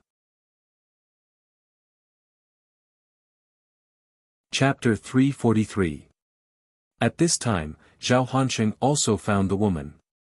He whispered in surprise, "Follow me." Then, he took the lead to walk to the female zombie king. As soon as they approached, the zombie king suddenly looked up to the sky and roared. The sound wave spread quickly, making people unable to stand still. At this time, the zombie king made the first move. Like a cannonball, it rushed to the crowd with a murderous aura. Zhao Hansheng was the first one to stand still after Xiao Qing. He quickly stepped forward and blocked the zombie king's attack like a solid wall. However, the zombie king's attack was not something he could resist. Zhao Hansheng was knocked back quickly, and he took several steps back. At this time, the zombie king pounced on him again. The two superpowered people behind Zhao Hansheng took the lead to attack. At this time, the base chief and several people were standing on the wall with binoculars, looking at the vague figures, especially the skyrocketing light and the deafening sound. Someone beside him asked, "Base chief, what if they fail?" The base chief said with a cold face, "Once they fail, we'll apply the zombie scent simulation drug and leave through the secret passage." To put it bluntly, it meant giving up the base. As long as the people were still there, he would have a chance to make a comeback. Giving up the base was not a big deal. No matter how reluctant he was to give up the previous hard work, he would not lose his life. On Xiao Qing's side, the battle was in full swing. The suicide squad led by Zhao Hansheng was fighting with the zombie king. Xiao Qing slowly opened her hands and pulled away two zombies who were trying to get close. At this time, Zhao Hansheng had collided with the zombie king for the second time. He didn't know whether to say that he was thick-skinned or not, but he didn't suffer a big loss when he collided with the zombie king head-on. He just needed to retreat a long distance every time to reduce the force. The other people were more pitiful. They were much weaker than Zhao Hansheng in terms of strength and superpowers. As soon as Zhao Hansheng was sent flying, the zombie king clawed at the face of the other paranormal and crushed his skull. The zombie king's strength was fierce. As soon as the smell of blood spread out, zombies naturally became restless and tried to get close. Although Xiao Qing wasn't going to help Zhao Hansheng and the others, she didn't want to hurt them either. She touched her chin and decided to create a chance for them to beat up the zombie king. Those poor zombies were suppressed by Xiao Qing's vibe before they could even get close. After all, Xiao Qing was now a level 5 zombie, which was no weaker than the zombie king. Therefore, the smell of blood filled the air, but not a single zombie came over. Those people were surprised and happy, and started to attack the zombie king. Zhao Hansheng took almost all the damage. If he couldn't take it anymore, he would liquefy the part that was in contact with the zombie king. For a while, the zombie king couldn't do anything to them, but they couldn't do anything to the zombie king either. Just as Xiao Qing was calmly watching the show, she suddenly heard a very vague voice. "Why are you helping them? We are the same kind." The voice was very vague. If you didn't listen carefully, you wouldn't be able to hear it clearly. Xiao Qing was stunned. Where did this voice come from? She glanced around and finally looked at the zombie king in disbelief. Could it be, God, could it be that zombies have their own consciousness after reaching level 5? However, Xiao Qing quickly overturned her thoughts.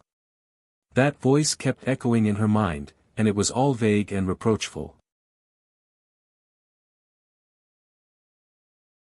Chapter 344. Even if a broken recorder was playing it over and over again, and the sound was very vague, Xiao Qing was sure that it was not a sound, but a spiritual power. Just like how Xiao Tong could communicate with her through spiritual power, this should be a warning from the zombie king using its spiritual power. Just as Xiao Qing was stunned, the zombie king descended from the sky like a black bat, and viciously tore apart a person's throat. That man was none other than the boy who had been talking to Xiao Qing at the beginning. He made a few strange sounds from his throat, then fell to the ground, and bright red liquid flowed out of his wounds. Xiao Qing lowered her head and looked at him. Her bright eyes slowly dimmed, filled with the desire to live. It was as if she was saying, "I don't want to die. I can't die. I still have a sister. If I die, who will protect her?" Xiao Qing seemed to hear his voice, with a little bit of timidity. "I'm not afraid of death, I'm afraid of pain." She moved her fingers, then couldn't help but reach out and pick up the boy, putting him behind her. She couldn't save him, and the only thing she could do was to keep his body from being damaged for the time being. Zhao Hansheng looked back at Xiao Qing, his eyes full of doubt and anger, as if he was saying, "Why don't you help us trap the zombie king? Why are you doing nothing?" Xiao Qing didn't say anything, nor did she move. She just stood there, trying to communicate with the zombie king with her weak spiritual power. Perhaps the zombie king would tell her the truth. Xiao Qing gave a self-mocking smile. She clearly understood that everything she had done might be in vain. Sure enough, the zombie king had been feeding her some feelings of anger, mixed with a little murderous intent. This time, it didn't even make a sound. Xiao Qing was a little disappointed. She narrowed her eyes and carefully observed the battle. Because of Zhao Hansheng, the battle didn't seem to be one-sided. However, Zhao Hansheng was only a level 4 superpower possessor, and this zombie king was level 5. Even if Zhao Hansheng could temporarily resist the zombie king's attack because of his special superpower, he couldn't hold on for too long. If they didn't have other trump cards, this group of people would definitely lose. Xiao Qing didn't know whether she should make a move or not, because once she did, the battle between her and the zombie king would ignite the whole zombie crowd. At that time, the whole zombie crowd would go crazy because of the battle between two kings. They would attack the living people nearby, and the nearest place to them was the base. That was to say, as long as Xiao Qing made a move, the zombie siege would be brought forward. She might temporarily save a few lives, but soon, more people would die, and they wouldn't be able to return to the city alive. They would still die at the hands of the crazy zombies. She was cold-blooded and heartless, but she wouldn't make a move for the time being. Xiao Qing's indifference surprised and angered everyone, but now wasn't the time to blame Xiao Qing. Every one of them was trying their best to attack the zombie king. However, the gap between them and the zombie king was too big. Even if they risked their lives to attack, they couldn't even reach the zombie king's skirt. Although they didn't know why the zombies nearby didn't attack them, they couldn't rely on luck. They had to finish the battle as soon as possible.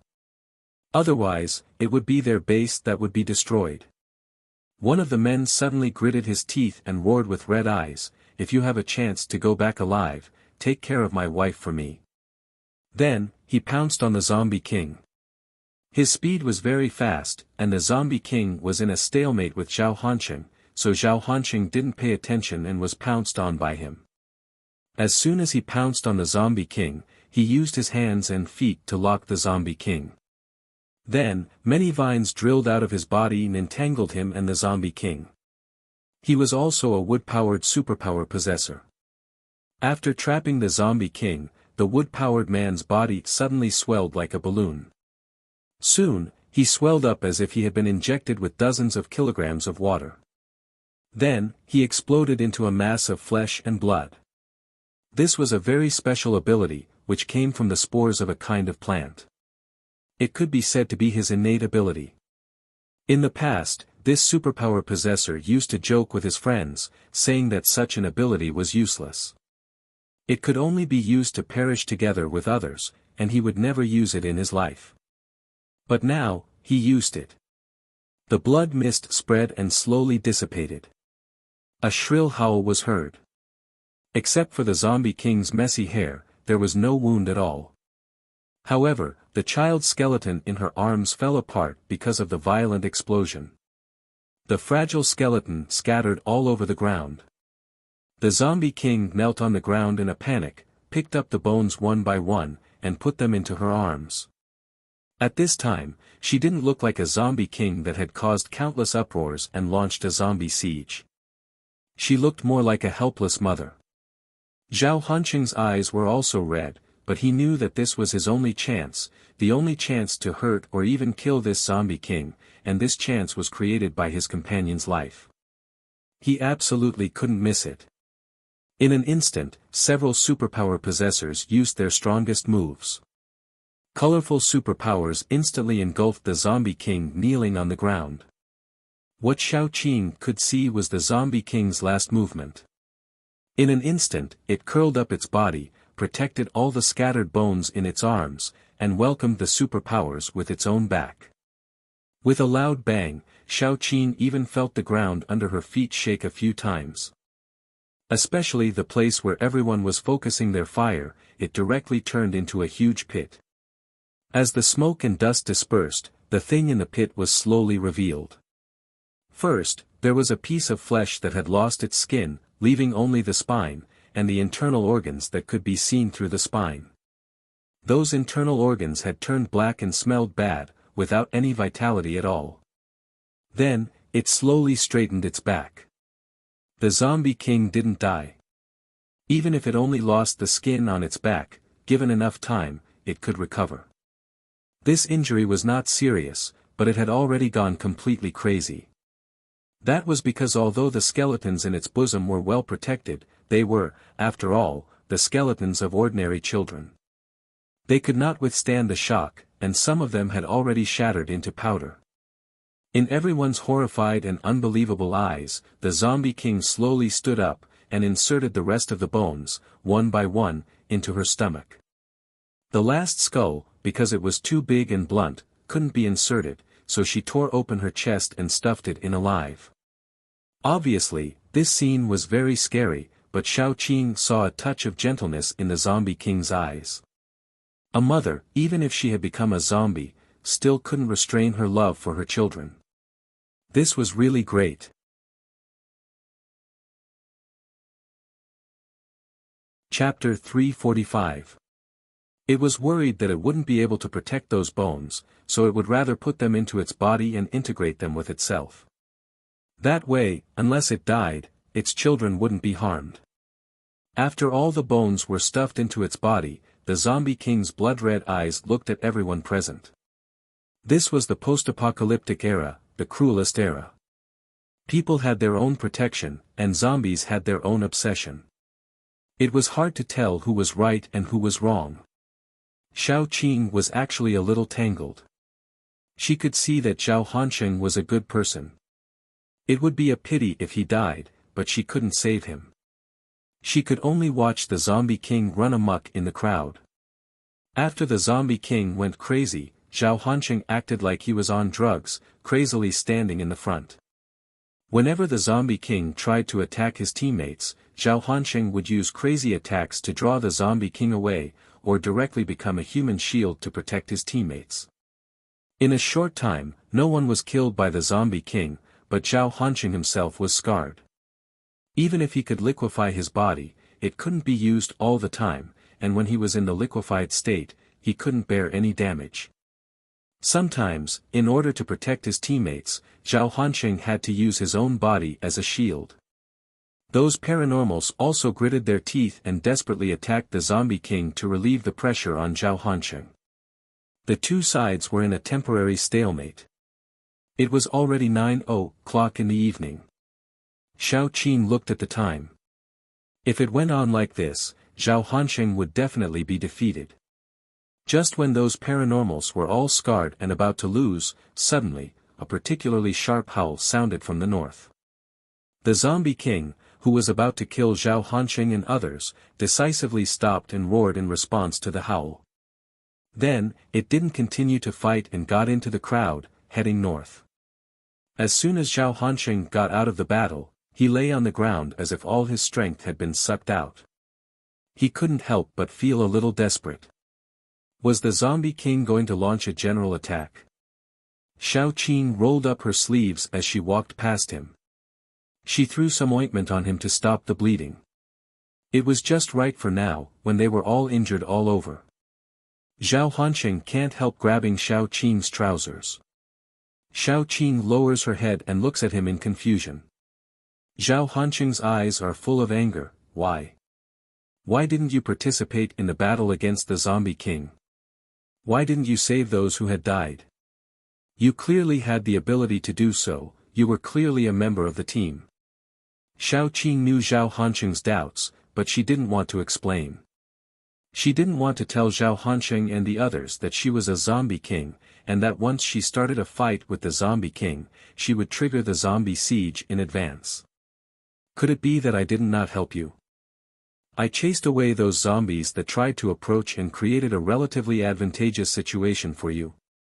So, she didn't want to explain from the beginning to the end.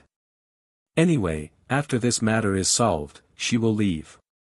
She probably won't have many chances to meet Zhao Hanqing and the others in her life. If they are misunderstood, then so be it. Anyway, she and Zhao Hanqing are not familiar with each other. So what if they are misunderstood?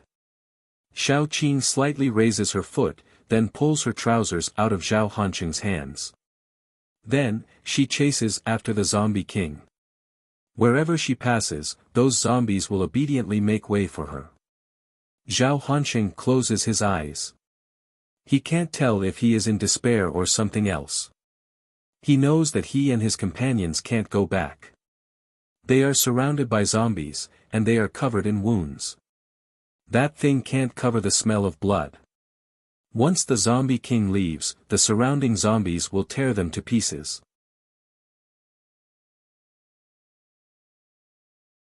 Chapter 346. It was a dead end.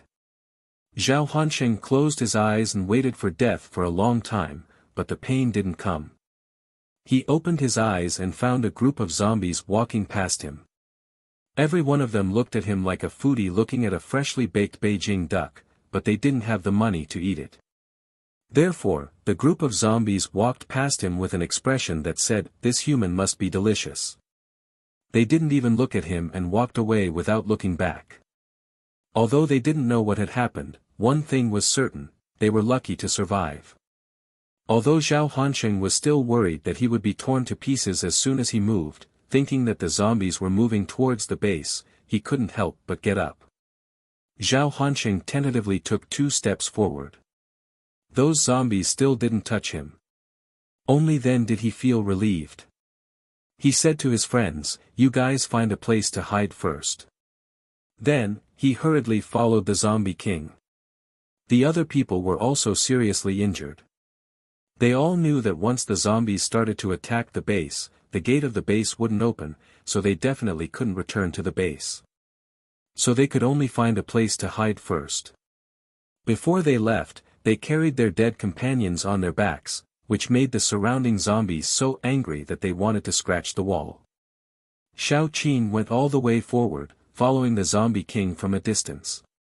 Then she saw the zombie king and several strange-looking zombies, who looked like monkeys that had been made into specimens and then came back to life. There was even a mutant dog in the middle. Then the mutant dog led the zombie king, and the zombie king led his subordinates in a direction to outflank. Finally, after stopping at a mound, all the zombies quieted down, and under the zombie king's command, they ambushed nearby. After a while, the ground suddenly moved, and a black hole opened up. A wretched-looking man stuck his head out and looked around. Then, he jumped out and shouted into the hole, "It's safe. Come out."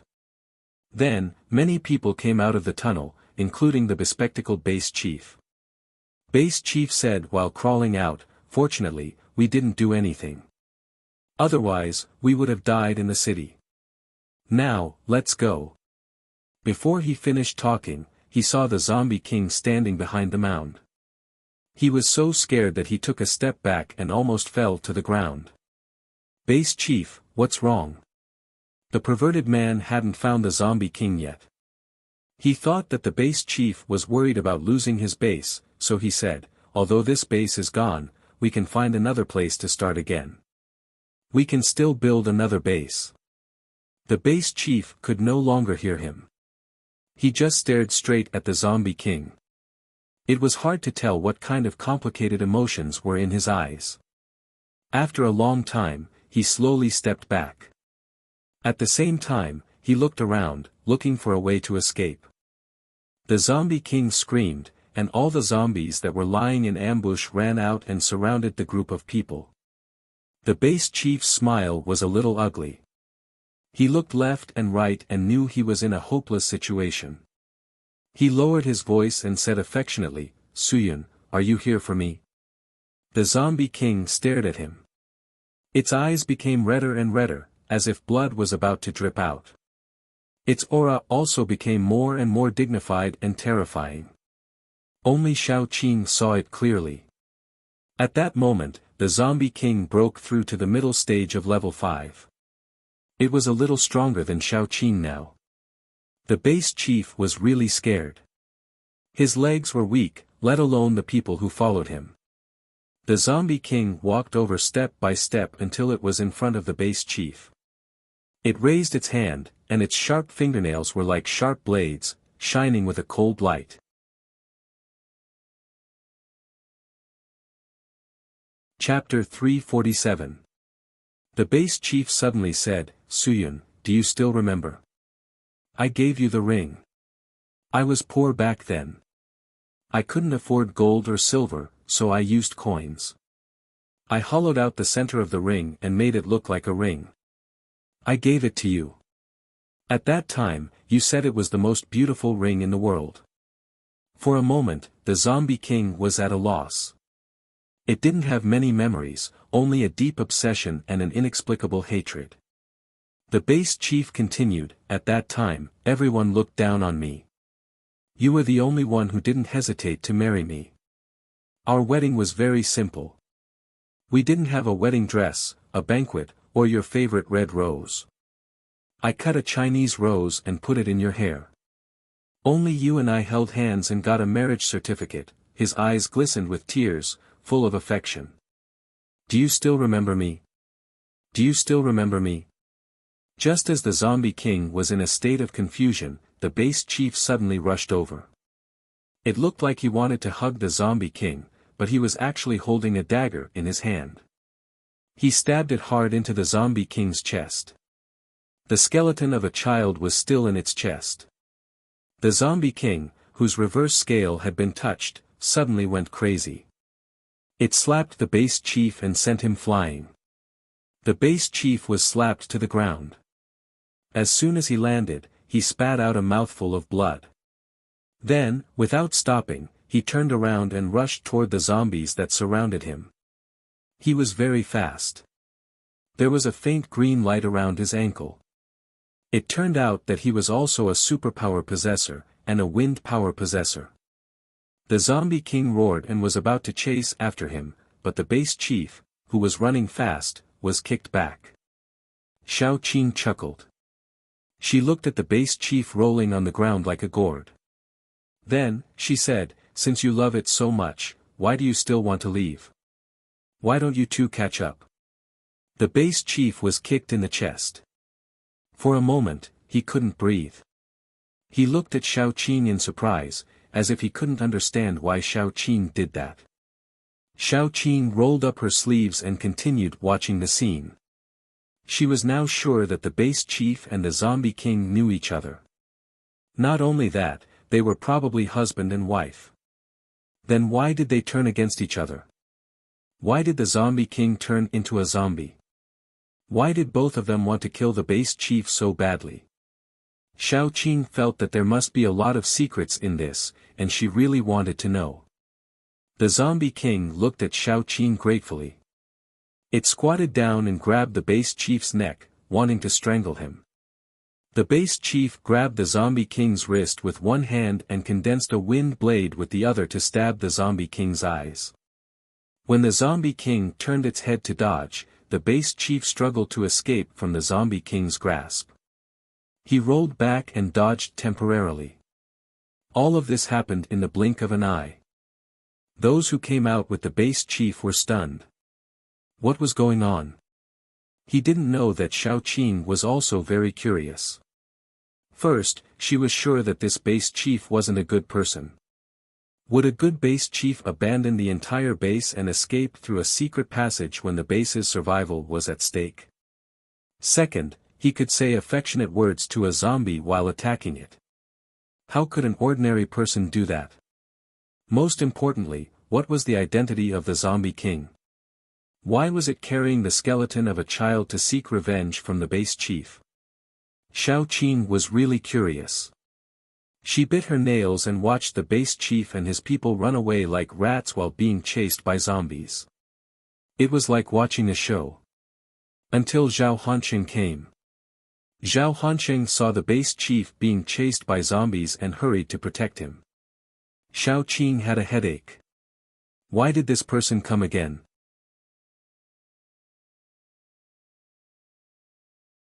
Chapter 348. He was already injured. Shouldn't he find a place to heal? Why did he come back to seek death? If Zhao Hanqing was killed in order to save this bastard who had abandoned the entire base, it wouldn't be worth it at all. Xiao Qing calmly reached out her hand. Immediately, vines came out from under Zhao Hanqing's feet. He wasn't as strong as Xiao Qing, and he was seriously injured. He couldn't dodge at all. Soon, he was entangled and dragged to Xiao Qing. You! Let me go! Zhao Hanqing glared at Xiao Qing, gritted his teeth and said, You! He didn't know how to curse. After a long while, he squeezed out a word, scum. Xiao Qing sneered, then slapped him on the head. Is your brain full of water? Why don't you think about it? Why is your great base chief here? Is this kind of person worth risking your life to protect? Zhao Hanqing was only a little straightened, but he wasn't stupid. He quickly reacted and didn't say anything for a long time. Xiao Qing hung him to the side and continued to watch the show. The zombie king approached the base chief step by step. When it was in front of the base chief, it waved its claws at him. The base chief immediately dragged a person over and used him as a shield. That man didn't even have the chance to say a word before his head was smashed by the zombie king. As soon as this man died, the base chief used the corpse as a cover to escape again. Then, in order to get out of trouble, he pushed a man next to him into the zombie crowd and watched the man being eaten by the zombies. Zhao Hanqing was stunned. He knew clearly that if Xiao Qing hadn't pulled him over, he would have been the one being used as a human shield. Was this the kind of person he had been loyal to and protecting all this time? A base chief who abandoned the whole base and ran away. A base chief who used his companions as a shield. A base chief who pushed his own men into the zombie crowd.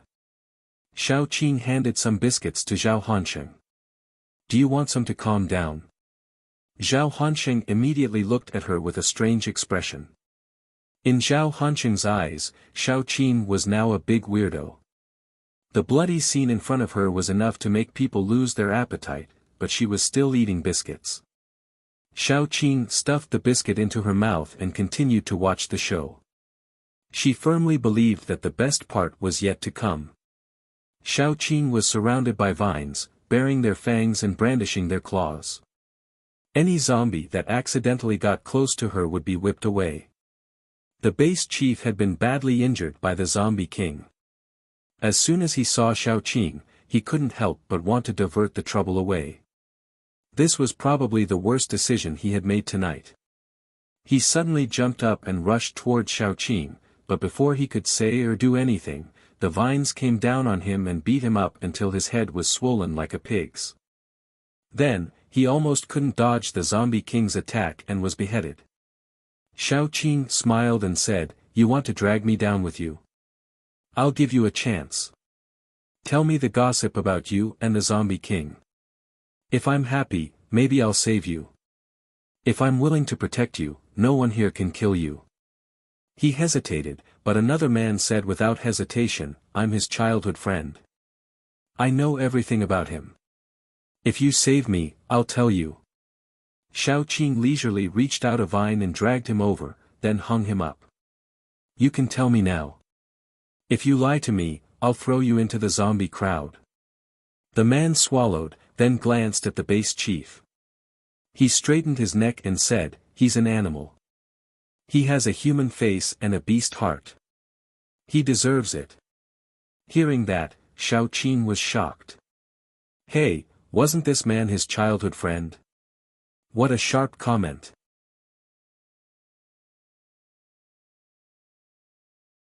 Chapter 349. That female zombie is his wife, Yang Su-yun. She followed him when he was still a poor loser and supported him very much. She took out all her savings and salary for him to start his business. In the end, this heartless and unscrupulous person actually took the money out to gamble and even had mistresses. Once he ran out of money, he would come back to ask Yang Su-yun for money. Yang Su-yun did not know what he was doing outside and gave him all her money. She ate steamed buns and salted vegetables every day until Yang Su-yun got pregnant. That guy finally restrained himself a little.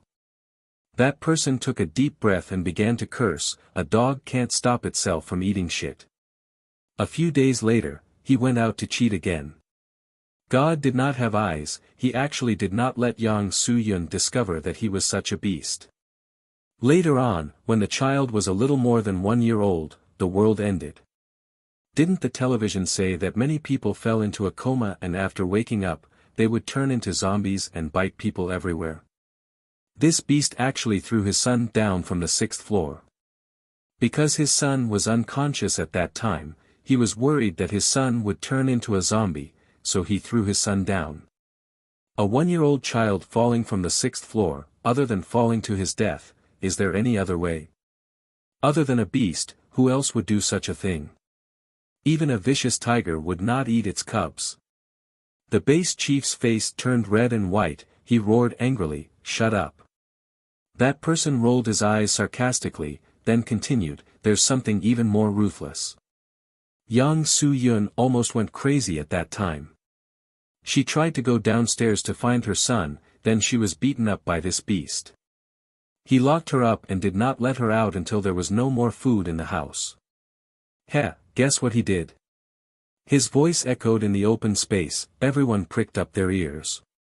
That person sneered and continued, he actually wanted to kill Yang Su-yun and eat her flesh. He even regretted throwing his son down instead of killing him and putting him in the refrigerator. This is what he told me personally. Yang Su-yun jumped down from the 6th floor in a fit of madness. She was probably bitten by a zombie, so she came back to take revenge. Tui, I think he deserved it.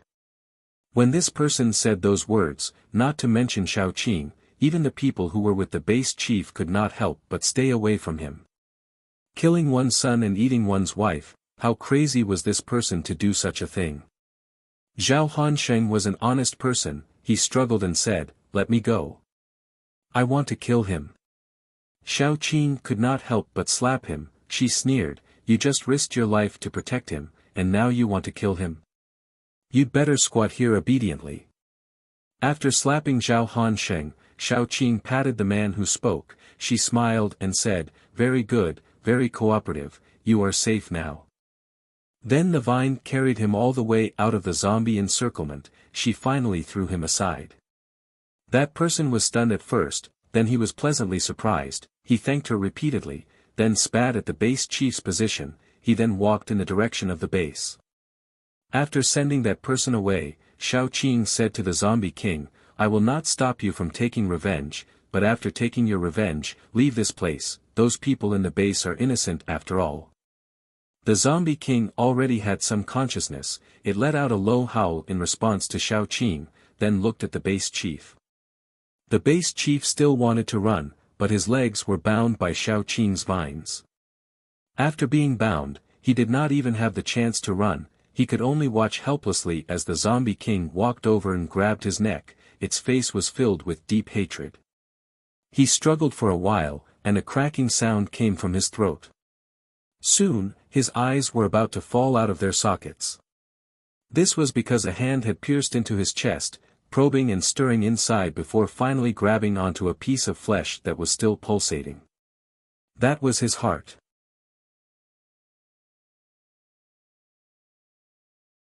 Chapter 350.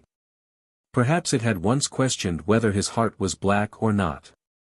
It had also once thought of swallowing him alive. But in the end, the zombie king only crushed the beating heart into minced meat. He threw the corpse that had lost its heart into the zombie crowd and let the zombies eat it. The zombie king covered its chest and watched silently.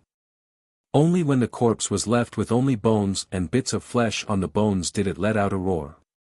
Those zombies who had received the order retreated like the tide, scattering until they could no longer be seen. Only the zombie king was left in a daze. At the moment when it got its revenge, it didn't feel happy or sad, only confused. It suddenly recalled some scenes in its mind. It fell from a tall building. It didn't know if it was lucky or unlucky. It fell into a flower bed and broke its leg. It couldn't tell where it was, and then it was bitten by a zombie. After it became a zombie, it wandered around with many zombies, eating people and its own kind. In the end, it became the top group of its kind. It seemed to have remembered something and returned to the first floor where it fell. From the layers of bones, it picked up a skeleton that had been eaten clean, leaving only the bones. When it was windy and rainy, it would hide in some abandoned houses with the skeleton. When it was in a fight, it would carefully protect the skeleton. Even if it was injured, it wouldn't let the skeleton be damaged. For this reason, it was seriously injured several times. Because of this, it learned to hide in the dark and wait for both sides to be injured. Then it would go out and pick up the ready-made ones. It remembered that it had enemies, people that it hated to the core. But now, its enemies were dead. They died without an intact body. It didn't know what to do next. Nowhere to go. Shao Qing lifted the zombie king's chin and carefully observed its neck. It was badly rotten. It should be the wound where the zombie first bit it. The zombie king was highly vigilant towards its own kind. But it was grateful to Shao Qing. It looked at Shao Qing confusedly. Shao Qing said to it seriously, "Go south. There is a place called Jiang City. My friends are all there. It's a good place to settle down. If you don't have a place to go, you can go to Jiang City." The zombie king roared gratefully, then took his monkey-like brothers and left with the other zombies. Zhao Hansheng was still hanging there. He was a little confused. The zombie siege that troubled them was solved just like that. Just a second ago, he was still holding on to the hope that even if he were to die, he would die before the base was breached. But in the next second, all the zombies retreated. It was like a dream. He couldn't even tell whether it was a dream when the zombies surrounded the city, or now that the zombies had dispersed, it was a dream. Shao Qing retracted the vines and said to Zhao Hansheng and the others, "The crisis is over. You can return to the city. The only problem is that we need to choose a new chief." The remaining group of people expressed that even if the original base chief was still alive, they would not let such a beast in human skin be the base chief again. It was time to select a new base chief. All eyes were on Zhao Hansheng. Zhao Hansheng was still confused. He stared at Shao Qing's back as she left. His heart was filled with indescribable disappointment and a feeling that he couldn't explain. She was a very magical girl. He had never seen such a woman. She was strong, mysterious, independent. Even her beauty was beautiful and sharp. He probably wouldn't see her again. Zhao Hansheng rubbed his chest. That strange feeling lingered in his heart and refused to go away.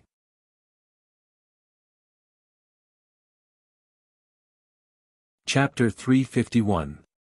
On the other side, Shao Qing had met up with her friends. Qin Zishi had big dark circles under his eyes. It was obvious that he hadn't slept well. It was only when Shao Qing came back that he heaved a sigh of relief and looked at Shao Qing with a very bitter expression. Shao Qing hurriedly explained the general situation to everyone, causing a few of her companions to be very angry. At the end of the world, when the law no longer played its role, the demons that had been suppressed in the hearts of some people for a long time were released. When the shackles of morality and the shackles of the law were no longer effective, some people would become unscrupulous, disregarding the law, and becoming deranged.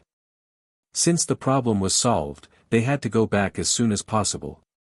Otherwise, Gu Ning and Gu Ning might arrive with reinforcements on their way back. Therefore, Qin Zishi asked his friends to find a pack of mutant wolves. He rode on a mutant wolf and rushed back. When they arrived at the gate of the capital, Qin Zishi had just released the pack of mutant wolves when he saw his father walking out with reinforcements. If they had come a little later, they might have missed each other. It was too much of a coincidence. His father was struck dumb when he saw them coming back. He asked, "What happened? Is the battle over? Is the base broken? Why did you come back?" Qin Zishi had no choice but to repeat what Xiao Qing had said yesterday. She then said, "We were worried that the reinforcements would leave too quickly and that I would be too slow to return. It would be easy to meet the reinforcements on the way back and the reinforcements would have made a wasted trip, so we sped up our return." His father didn't know that the siege of the city was over until now. At this moment, he looked at Xiao Qing in a different way. No matter what, Xiao Qing was brave and resourceful, since she dared to investigate alone and succeeded. "Since it's done, you can come back now," his father said calmly. Father Qin said calmly. This was the first task he had given Qin Zishi, and it was beyond his expectations that she would complete it so well. Mr. Qin actually wanted to praise Qin Zishi, but firstly, he was too shy to say it out loud. Secondly, he was not familiar with the business and was a little stuck. Thirdly, he was afraid that Qin Zishi would be proud. Hence, Mr. Qin cleared his throat for a long time and finally said, "Go back and rest." The journey was quite tiring. Qin Zishi responded expressionlessly and led her friends inside. Xiao Qing could tell that Mr. Qin cared a lot about Qin Zishi. Otherwise, he wouldn't have rushed out with his friends the moment he received news that the Gu siblings were back. A general who came from a military family had his collar button crooked when he led his troops out. How impatient was he? This pair of father and son clearly cared about each other and cared a lot about each other, but they refused to say anything. They would rather have a cold war than express their inner thoughts. Xiao Qing felt tired for them.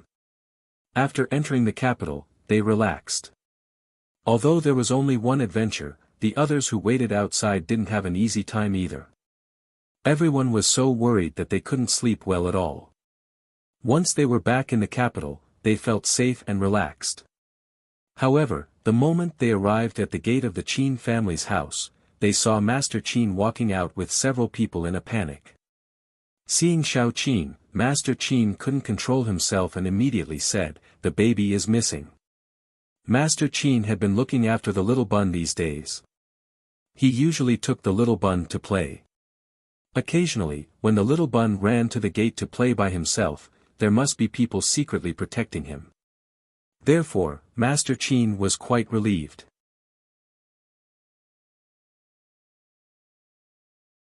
Chapter 352.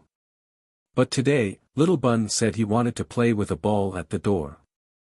Grandpa Qin was busy dealing with the strange fog Xiao Qing had given them, so he arranged for a few superpowered people to secretly protect Little Bun. But at lunchtime, Grandpa Qin realized that Little Bun hadn't come back. He went to the door to call him personally, but then he realized that Little Bun was gone. He was shocked.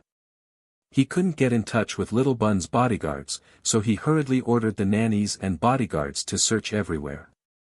In the end, he found the bodies of several bodyguards in a corner. The wounds on the bodies were clean. It was obvious that they had been killed with one stab. He couldn't tell what kind of superpowered person had done it. Grandpa Qin's hands and feet turned cold and he almost fainted. He really doted on Little Bun like he was his grandson. Now that Little Bun had suddenly disappeared and his bodyguards were dead, even though he was used to seeing countless storms and waves and had been able to hold his own in the political world for a long time, he was now an ordinary old man in a panic. Just as Grandpa Qin organized his men to search for Little Bun, Xiao Qing finally came back. As soon as Xiao Qing heard that the little bun was missing, her vision went dark. She had originally thought that the capital was safer, so she had left the little bun behind. In the end, the little bun had disappeared within a few days. Her heart, which hadn't beat since she came back from the dead, seemed to be trembling at this moment. She grabbed the arm of the person beside her tightly and lowered her voice, trying to make it sound less shaky. Go and find him. Even if you have to turn the entire capital upside down, you have to find my son. Yan Qiue was in pain from Xiao Qing's grip, but she still comforted Xiao Qing softly. It'll be fine. Jingdu is only so big, so it's easy to find him. Those people must have caught Little Bun to target you, so they won't easily hurt him. Plus, Little Bun is not completely defenseless. Don't worry. Xiao Qing couldn't hear a word of comfort. Her mind was filled with searching. Grandpa Qin and Father Qin hurriedly gave the order and mobilized all their men. As she looked around, a person suddenly flashed across Xiao Qing's mind. Lin Qifan. For the past few days, Lin Qifan must have come to look for Little Bun frequently. Before he disappeared, Little Bun said that he wanted to play ball with someone at the door. It was very likely that this person was Lin Qifan, the person who kidnapped Little Bun. Xiao Qing told her friends about this conjecture, and they split into several groups. Each group brought along a person who was familiar with Jingdu, and then they split up to look for the women related to Lin Qifan. If she found Lin Qifan, she might be able to find the Little Bun. Xiao Qing, Yan Qiue, and Dai were in a group. They brought along a person who was familiar with Jingdu and went to find Lu Xian. When they came to Jingdu this time, they saw Lu Xian and Lin Qifan together. She was jealous of Lin Qifan and almost killed a pair of siblings. She should know where Lin Qifan is, right? At this moment, Lu Xian was having fun with her group of bad friends. Xiao Qing kicked open the door, giving her a fright. When she saw that it was Xiao Qing, she was shocked again. But this time, Qin Zishi wasn't there, so she breathed a sigh of relief. Without seeing Qin Zishi, Lu Xian became much bolder. In addition, she had many friends to support her. She immediately slammed the table and said, "What do you want? This is my house. You're trespassing. Even if I beat you to death here, it's self-defense. Do you understand?" How could Xiao Qing have the time to listen to her blabbering? She immediately pulled out her military knife and nailed it to the table. "I'll ask you 2 questions. Answer me truthfully, or I'll gouge your eyes out."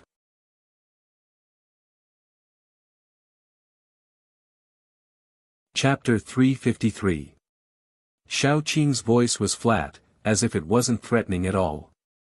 However, Lu Xian shuddered. But then, she felt that being threatened by Xiao Qing in front of all her friends was very embarrassing. She straightened her neck and said, "I'll say whatever you want me to say." Who do you think you are? In fact, her words were already showing her weakness. However, Xiao Qing wasn't in the mood to talk to her. She held the military knife and directly stabbed it into the back of Lu Xian's hand, nailing her hand to the table. Lu Xian screamed in pain. Her friends wanted to help, but Xiao Qing whipped them into rolling gourds on the floor. "I'm not in the mood to talk nonsense with you. I'll give you 2 choices. First, tell me where Lin Qifan lives and where he is now. Second, let me kill you." Lu Xian was in so much pain that she kept sucking in cold air. However, she knew that Xiao Qing wasn't lying. If she really refused again, Xiao Qing would really dare to dig her eyes out and step on them like a light bulb. Lu Xian hurriedly said, "Lin Qifan lives in the west of the city. He has a small villa. The address is." After she told her the address, Xiao Qing calmly pulled out the military knife. She didn't even wipe the blood off and hurriedly led her people to the place she told her. Lu Xian still liked Lin Qifan. As soon as Xiao Qing left, she tried to call Lin Qifan, but it didn't go through. On the other side, Xiao Qing had already arrived at Lin Qifan's place. She violently broke the door. The three of them searched the entire villa, but they didn't see Lin Qifan. Her face couldn't help but become gloomy, and she became more and more anxious. Yan Qiue hurriedly comforted her, "Let's go back to the Qin family first. What if there's news? What if they've already found him?" Although she knew that the chances were slim, Xiao Qing still nodded and walked back.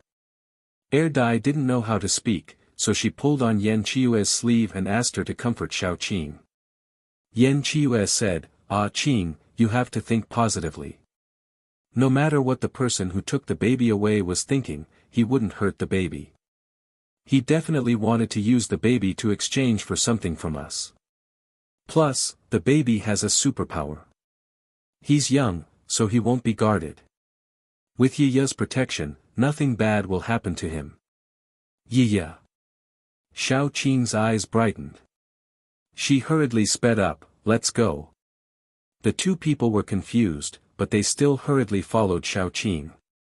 Xiao Qing's heart was filled with joy. How could she forget Yi? Yiya's intelligence wasn't inferior to the average person's. Since she hadn't found Yiya at the scene of the little bun's disappearance, it meant that Yiya was most likely with the little bun. When they returned, there was still no news of the little bun. Xiao Qing walked around the last spot where the little bun was last seen before he disappeared. Her efforts paid off. She finally found something. It was a tuft of rabbit fur. This tuft of rabbit fur was in the place where the little bun often played with a ball. Those who didn't know better would think that Yiya had dropped it when she was picking up a ball. The rabbit fur was facing west. Xiao Qing immediately said, "This is most likely left by Yiya. Let's go." They walked all the way to the west. After walking for a long time, they indeed saw another tuft of rabbit fur in a corner. The rabbit fur was facing west. This time, they could confirm that Yiya had deliberately left it behind. Xiao Qing followed the markings left by Yiya. The little bun was in a daze. He was locked up in a small dark room with only Yiya in his arms to keep him company. After his captors left, the little bun secretly got up from the ground. He stood on his tiptoes and tried to look out the window. However, the window was too high and he couldn't reach it.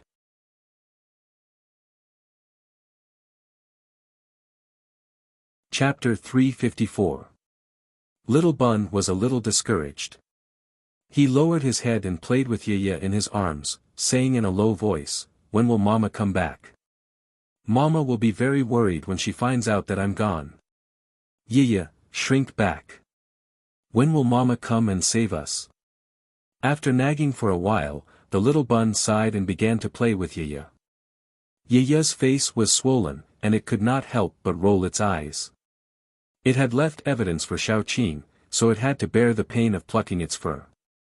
If Xiao Qing did not find the evidence it left behind, things would be bad. If Xiao Qing found it, she would definitely be able to find them. Yiya gritted its teeth and thought that it had contributed a lot of hair this time. When it plucked the hair, it was very distressed. When Xiao Qing found them, it must ask Xiao Qing for a lot of carrots to make up for the hair it had plucked. After Little Bun was captured, he was locked in a small dark room. There seemed to be people who had captured him. Little Bun was very smart. He did not want to sit there and wait for death, so he began to look around. The small dark room was empty. There was nothing, not even a light. There was only a door and a window. He jumped and looked outside through the window. He saw a lot of metal and other things piled up outside. Some of them were rusty. Little Bun jumped and jumped, taking in everything outside. It seemed to be a very old factory, and there were many rusty steel bars and other things piled up on the ground. The window was very small, so he could not see anything else. Outside, a few people were sitting in a circle. Lin Qifan was like a lackey, pouring water for everyone. He had always wanted to use Little Bun to change Xiao Qing. He had always believed that Xiao Qing still had some feelings for him. After all, A day together as husband and wife meant 100 days of love. 100 days together as husband and wife meant 100 days of love. As long as Xiao Qin was willing to forgive him, everything would be fine. His life would be better in the future. Then, a group of people came to Xiao Qin. They were very strong, and any one of them was stronger than the strongest paranormals Lin Qifan had ever met. They went straight to the point and asked Lin Qifan to cooperate with them to capture Little Bun and use him to threaten Xiao Qin. After the job was done, he would give him enough crystals and food to live for the rest of his life and let him go far away. Lin Qifan was moved. The reason why he wanted to win Xiao Qin's forgiveness was so that he could live a good life in the future. And the things that these people had promised him were too tempting. With these food and crystals, he could find a small base and live the rest of his life like a tyrant.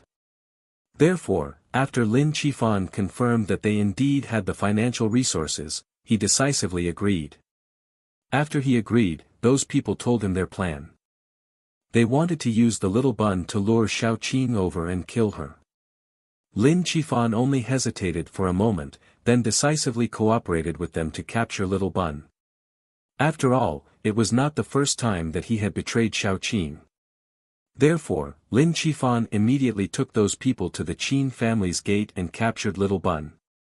While they were capturing Little Bun, those people attacked Little Bun's bodyguards. Seeing how strong they were, Lin Qifan felt a lot more at ease. As long as Xiao Qin was dead, no one would take revenge on him, and he could live a good life in peace. "When should we send the message?" a burly man asked in a low, muffled voice. Another skinny man immediately said, "I thought it would take Xiao Qin a long time to get the message that her son is missing. I didn't expect her to come back so early. But it's not a big deal. Let's wait for a while. When the sky is slightly dark, we can make our move." Skinny man is right. When the time comes, we will stuff the letter under the Qin family's gate. Xiao Qin will definitely come over when she hears the news. She dotes on her son so much. When the time comes, we will take the opportunity to kill her. After completing the mission, we will quickly retreat. The man sitting in the middle said gloomily. Lin Qifan could not help but swallow his saliva when he heard that. It was not because he felt guilty, but because he was fantasizing about how happy he could live after obtaining those things.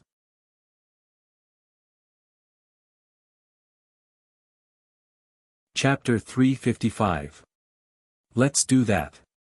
The man rubbed his hands and said, "Leave the delivery to me." "Where are you going?" A faint voice suddenly sounded in the room. The man said impatiently, "Didn't I just tell you? Go to the Qin family, Qin." Halfway through his words, he suddenly felt that something was wrong.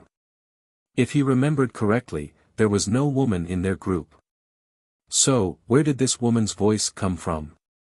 The door suddenly rumbled and shattered into a pile of wood dregs, which then scattered all over the ground. Xiao Qin clapped her hands and calmly walked in. She glanced around and asked coldly, "Where's my son?" The room was silent. No one knew how Xiao Qin came here. What did they do to make Xiao Qin come here? Kill her. The leader gritted his teeth and said. The people around him immediately rushed forward. Two people walked out from Xiao Qin's side, one on the left and one on the right. One was Dai and the other was Yan Qiue. Yan Qiue stood in front and raised her hand. She clenched her fist and squeezed the air around one of the people. Blood and flesh splattered all over the floor. It was a horrible scene. On the other side, Dai had rushed into the crowd. His fingernails were as sharp as blades. Anyone who touched his fingernails would have a large piece of flesh torn off. Some people had already noticed that he was different from the others. They immediately screamed, "Zombie!" Xiao Qin took a step forward. The vines followed her movements and drilled out of the ground. This group of people was too weak to withstand a single blow. Lin Qifan felt that something was wrong. He swallowed his saliva in horror and stepped back silently. When Xiaoqing and the others didn't notice him, he had already retreated to the warehouse in the backyard. More than a dozen paranormals couldn't last more than 5 minutes in the hands of Xiaoqing and the other 2 people. Ignoring the blood on the floor, Xiaoqing said anxiously, "Let's find the baby first." At that moment, Little Bun was trying to save himself. Before he could figure out if he could crawl out of the window, Little Bun heard the sound of the door being unlocked. Immediately after, Lin Qifan pushed open the door and walked in. The Little Bun was full of vigilance, but he still looked confused. He whispered, "Are you here to play with me? But I'm in a bad mood right now, so I don't want to play." Lin Qifan still had the smell of blood on him. He looked at the Little Bun with a dark expression and walked forward without saying a word.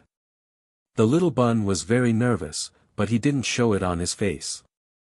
He leaned into the corner, and before he could say anything, he heard Xiaoqing's voice. "Son! Where are you?"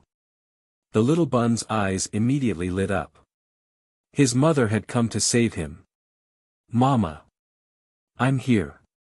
As soon as Little Bun finished speaking, Lin Qifan rushed over, as if trying to make Little Bun a hostage. Yiye had been squatting on the side, motionless.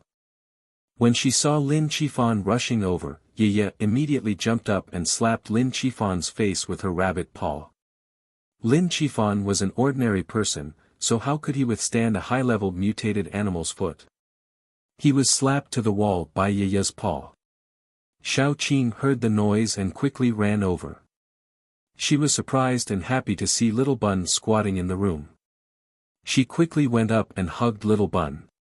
Her voice was choked with sobs. "You scared me to death. You scared me to death, Mama, don't be scared, don't be scared." Little Bun gently patted Xiaoqing's back and whispered, "The baby is fine, look." Xiaoqing hugged Little Bun tightly. She felt tears in her eyes, but there wasn't even a drop of tear. She only breathed heavily and couldn't help but choke with sobs. Her heart was on the verge of breaking down.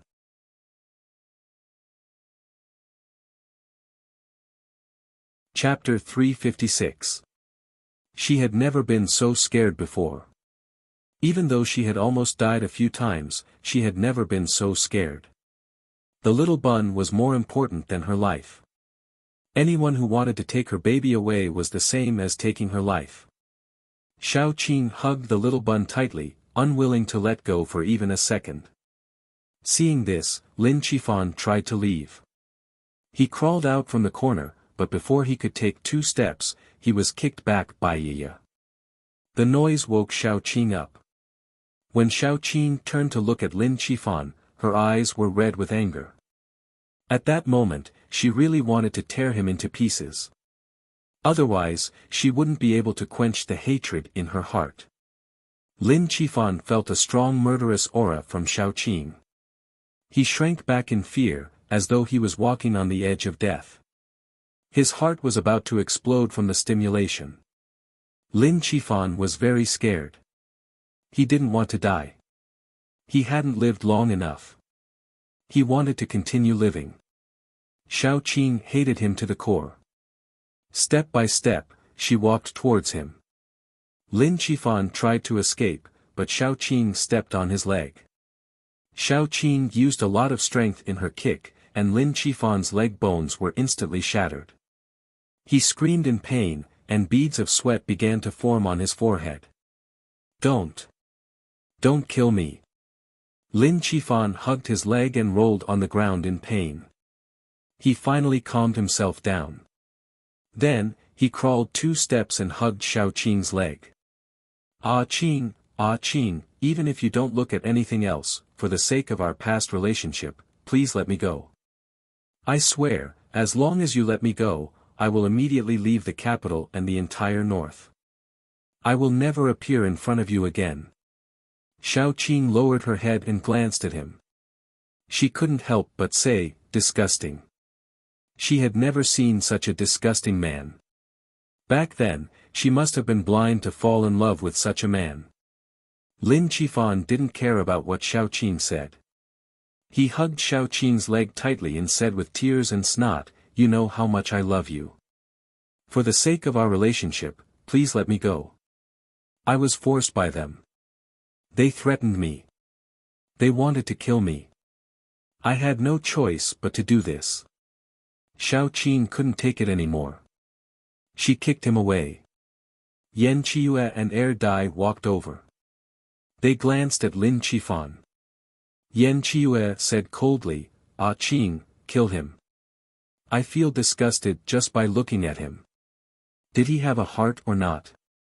How could he do such a thing again and again, and then beg for her forgiveness with such a disgusting face after the fact?"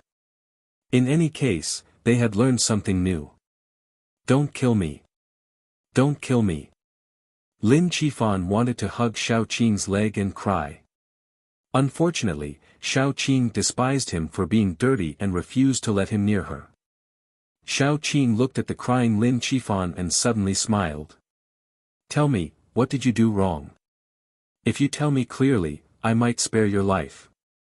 Lin Qifan was pleasantly surprised.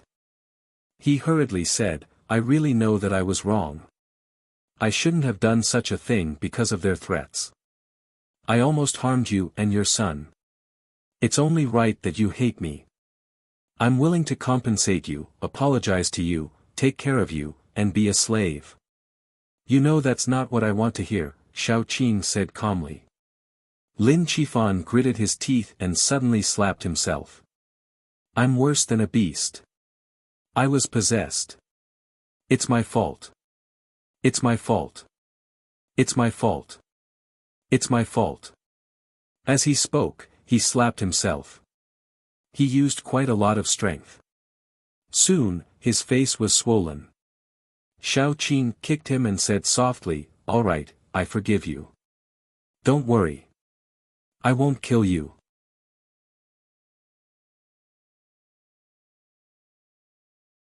Chapter 357. Without waiting for Lin Qifan to breathe a sigh of relief, Xiao Qing stepped on Lin Qifan's other leg. There weren't any wounds on this leg, so Xiao Qing crushed his leg bones. Not only his leg bones, but his arms were also crushed bit by her. Finally, she crushed the bones below his neck. In the end, almost all of Lin Qifan's bones were crushed by Xiao Qing. Those that couldn't be crushed were crushed by her. In the beginning, Lin Qifan would still beg for mercy. When the pain reached its peak, he would even curse. But in the end, he was exhausted and didn't speak anymore. He was just like a dying dog, lying on the ground, panting heavily and moaning softly. If it weren't for the moaning and the occasional twitching of his body, Xiao Qing would really think that he was dead. Because all the bones in his body were crushed, Lin Qifan was like a pile of mud, lying on the ground.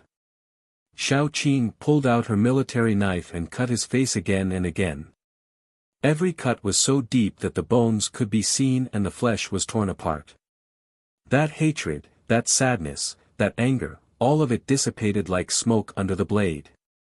When she finally cut off Lin Qifan's tongue, Xiao Qing suddenly felt that the depression in her heart had completely disappeared. After Xiao Qing finished everything, she then thought of a very serious problem. The scene was too bloody and Little Bun would be scared.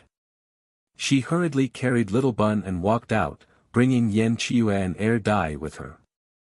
Only a pile of flesh was left on the ground. Lin Qifan's bones were all crushed and his face was unrecognizable. Even his tongue was cut off. He could only lie there and wait for death. Xiao Qing slightly curved the corners of her lips. She promised that she wouldn't kill him. But in this world, there were too many things that were scarier than death. For example, living a life worse than death. However, Lin Qifan did not die. He had a superpower, which was an extraordinary recovery ability. It was an extremely selfish superpower. Although it was weak, it allowed him to survive. But he was better off dead than alive. From then on, there was no Lin Qifan in the world. He was just a beggar, dragging his rotten body and begging for food on the streets of the capital. He didn't have a tongue. Other than his hands, his body was almost like a pile of meat paste. When he begged for food, he used his hands to crawl forward. Sometimes, he would think about the first time he met Xiaoqing a long, long time ago. Her cold eyes suddenly opened with a hint of danger, like a blooming poisonous flower that captured his heart. He stood in the light while she sat in the shadows. As the light and darkness intertwined, for the first time, he went against his conscience and came into contact with trouble. As for betrayal, Lin Qifan thought it was probably because he was too greedy. At first, he was a little unwilling. Why was she better than him in everything? Even a man like him needed her to support him. Later, he wanted her to have a better life. He didn't want to be weaker than her, so he wanted to earn more. In the end, his greed led him step by step towards destruction. Perhaps this was his nature. Even if he fell in love with someone, the person he loved the most was still himself. Other than himself, he could sacrifice everything else. It wasn't easy for Xiaoqing to find her son. After that, she became a little abnormal. She started to like hugging the little bun all the time, whether it was when she was sleeping, eating, or walking. Every single moment. If she left little bun for more than a minute, she would panic. On the way back, she hugged little bun so tightly that little bun almost couldn't breathe.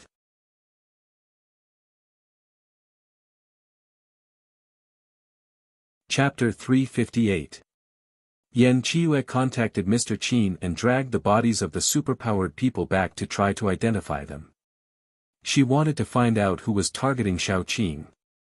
Who had a grudge against Xiaoqing?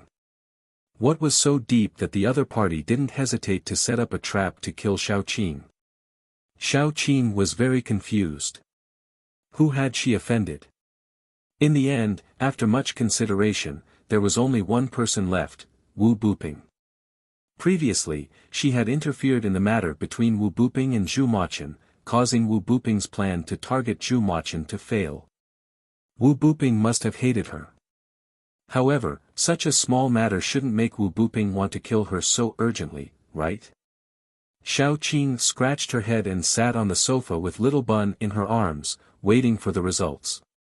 Finally, Mr. Qin came in and frowned. I can't find them. I asked my subordinates to compare all the superpowered people recorded in the entire capital, but they couldn't find any of them. It seems that the person who did this is very cautious. Mr. Qin said with a headache. I still need some time to investigate carefully. Check the superpowered people who have been in and out of the capital recently. Maybe I can find a few of them. Xiaoqing didn't think that Mr. Qin would be able to find them immediately. After all, if he wasn't a fool, he wouldn't hire a group of people who were easily exposed to be assassins. Besides, she already had a suspect. Other than Wu Buping, there shouldn't be a second person who had the ability to set up such a trap. Wu Buping was really ruthless. He wanted to kill her for such a small matter. He even sent so many superpowered people who were unclear about the background to set up such a meticulous trap. If Yi hadn't been quick-witted and left a mark, she really might have gone to this Hongmen banquet alone after receiving the letter. However, Wu Buping was destined not to be able to kill her. Because even if she went to the Hongmen banquet alone, with so few people, they couldn't kill her. Wu Buping underestimated her too much. Unless Wu Buping used the entire Mad Demon group to set up a trap, Xiaoqing wasn't afraid at all. Could Wu Buping send more than 2 level 5 superpowered people to kill her? Without more than 2 level 5 superpowered people, no one could stop her. Sorry to trouble you. Xiaoqing said sincerely. Father Qin said with a cold face, the child was kidnapped from my house. I have to bear a lot of responsibility, so you don't have to thank me. Xiaoqing's mouth twitched. She wasn't prepared to thank him. Father Qin continued, I heard from the old man that he's almost done researching the strange fog you gave him last time. When he comes back, we can talk about it in detail. Old Master Qin was probably as anxious as Xiaoqing. He immediately led a group of people to look for the little bun. Although Papa Qin had already sent a message to inform him that the little bun had been found, he didn't rush back so quickly. Old Master Qin returned faster than Father Qin had expected. The moment he reached the door, he couldn't help but shout, "Where's the baby? Where's the baby? Didn't you say you found it?" "Grandpa, I'm here." The little bun was snuggling in Xiao Qing's arms. When he heard the sound, he quickly stuck his head out. Old Master Qin ran in like a gust of wind. His heart ached for the little bun, and he wanted to hug him. But when he remembered that he had just lost the little bun under his nose, he was too embarrassed to hug him. The little bun hurriedly went over. He cupped Old Master Qin's chin and kissed him. Then he said, "Grandpa, are you worried about the baby? Look at the baby. He's fine. Sigh, the baby is so obedient." Old Master Qin's heart ached terribly. He gave the little bun a loving kiss before they sat down to talk. After talking about the kidnapping, Old Master Qin said, "The results of the inspection of the fog are indeed out. It's already a type of chemical weapon. I'm going to send people to keep an eye on Wu Buping and the Mad Demon mercenary group. I think they must be doing similar experiments in secret." Father Qin nodded. "Otherwise, it's impossible for them to develop this fog and directly make it into a weapon. This can only be made after many experiments." Xiao Qing's thoughts were almost all on the little bun. She only said, "I'll leave everything to the two of you. I think the Mad Demon mercenary group is very dangerous. It's best to send more people to keep an eye on them, just in case." Old Master Qin nodded and said, "We'll settle this matter tomorrow. The most important thing now is to investigate. The entire capital should know about the people targeting you and the baby. You're living in the Qin family, so there aren't many people who would dare to make a move." Xiao Qin thought for a moment and said, "I want to take the child and leave the capital first." Before she could finish speaking, Old Master Qin's eyeballs were about to fall out of their sockets. He was expressionless, but his voice sounded a little aggrieved. Is it because of this kidnapping incident? He was indeed in the wrong this time. He shouldn't have left the little bun alone outside. Otherwise, such a thing wouldn't have happened. Old Master Qin's confidence was very low, and his mood worsened. He had promised Xiao Qing that he would take good care of the little bun, but in the end, the little bun was kidnapped. More importantly, Xiao Qing was the one who found the little bun and saved the little bun. This made the old man even less confident. But he really didn't want the little bun to leave. He liked the little bun very much, just like how he liked his own grandson. But now that the little bun was leaving, he didn't know when he would be able to see him again. The capital was so far away from S City. Xiao Qing and the little bun couldn't come over every few days. First of all, there wasn't enough time. This meant that it would be very difficult for him to see the little bun again. Old Master Qin was very dispirited. He felt wronged and pitiful. He huddled in the corner and didn't say a word. Because he knew that he had no right to ask the little bun to stay. Seeing Old Master Qin depressed and sitting in the corner, looking very pitiful, Xiao Qing couldn't help but say, "There's one more thing that I need to trouble you with." Old Master Qin pulled himself together and asked, "What is it?" Xiao Qing smiled and said, "Can you find me a house in the capital? I want to buy a house."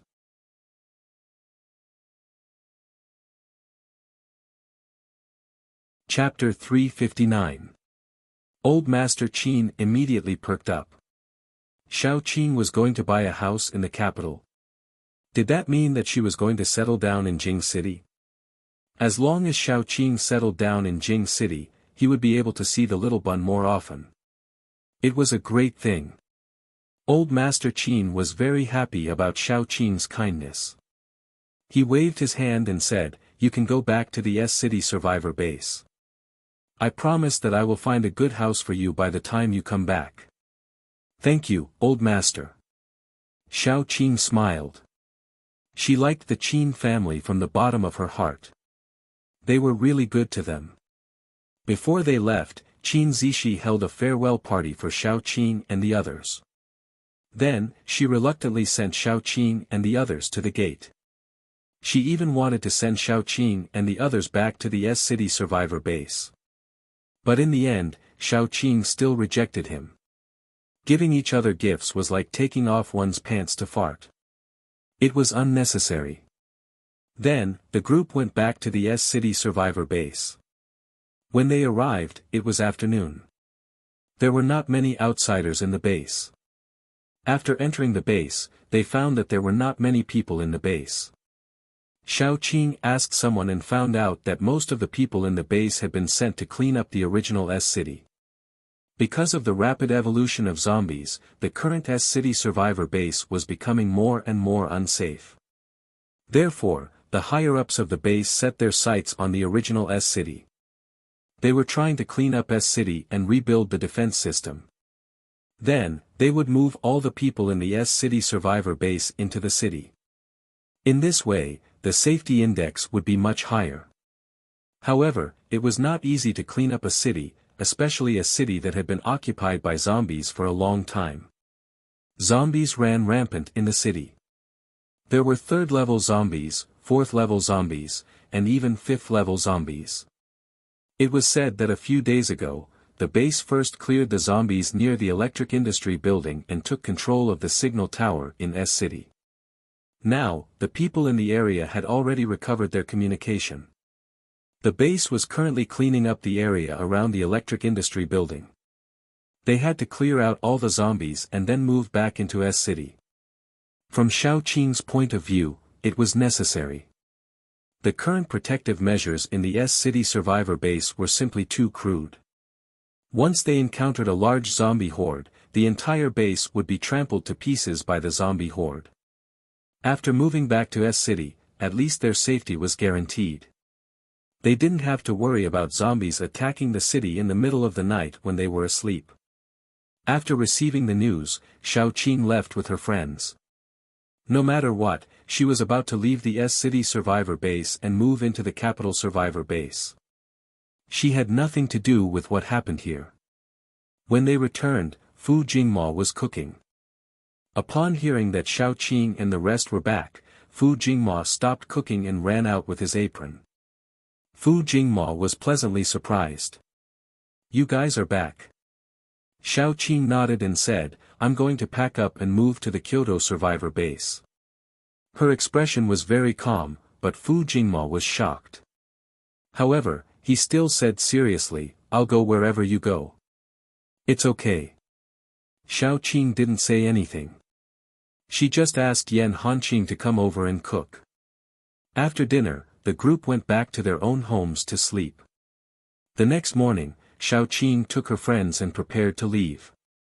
Before leaving, she had to go to the base and cancel the registration. Then, she would go to the capital and register again.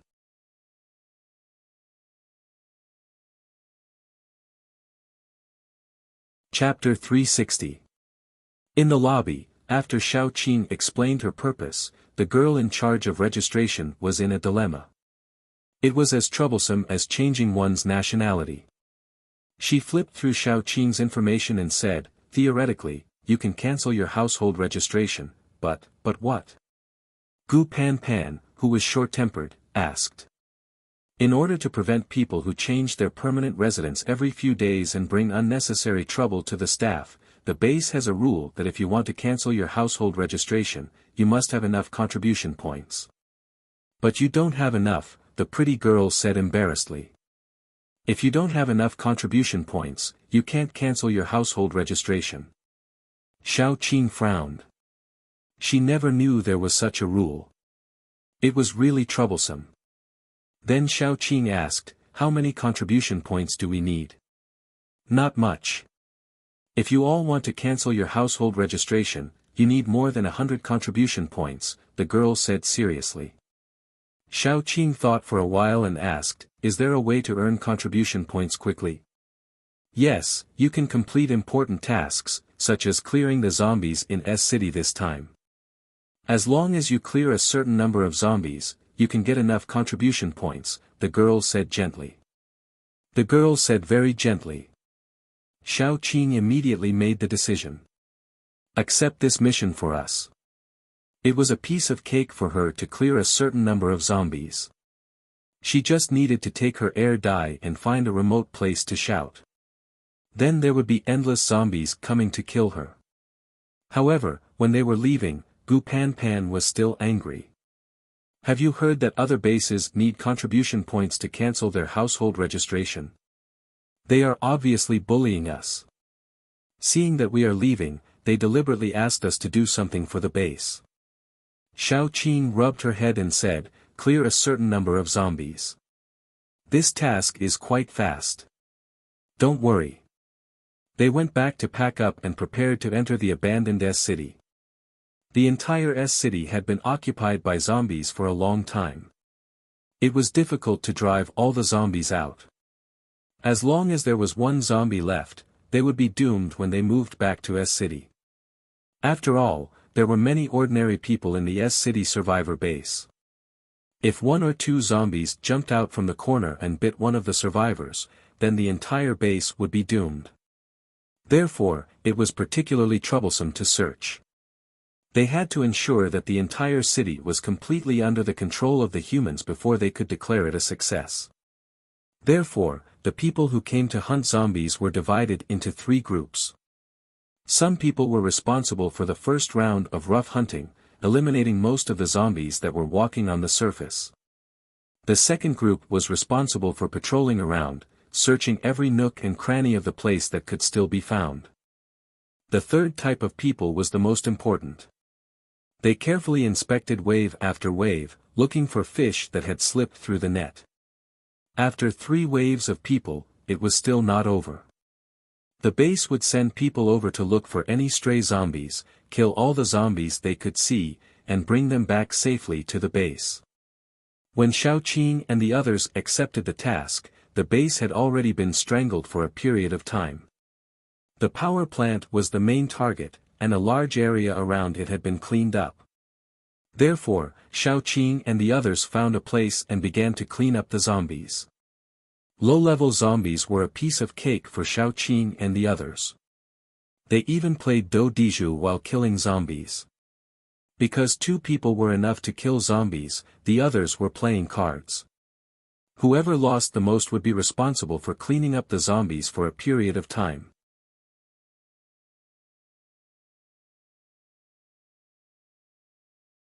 Chapter 361. Even so, it only took them 3 days to clear all the zombies nearby. Later on, as long as there were zombies, they would run away when they saw them. After all, they were scared of being killed. Xiao Qing was usually the one who cleaned up the zombies, because she didn't like to play cards.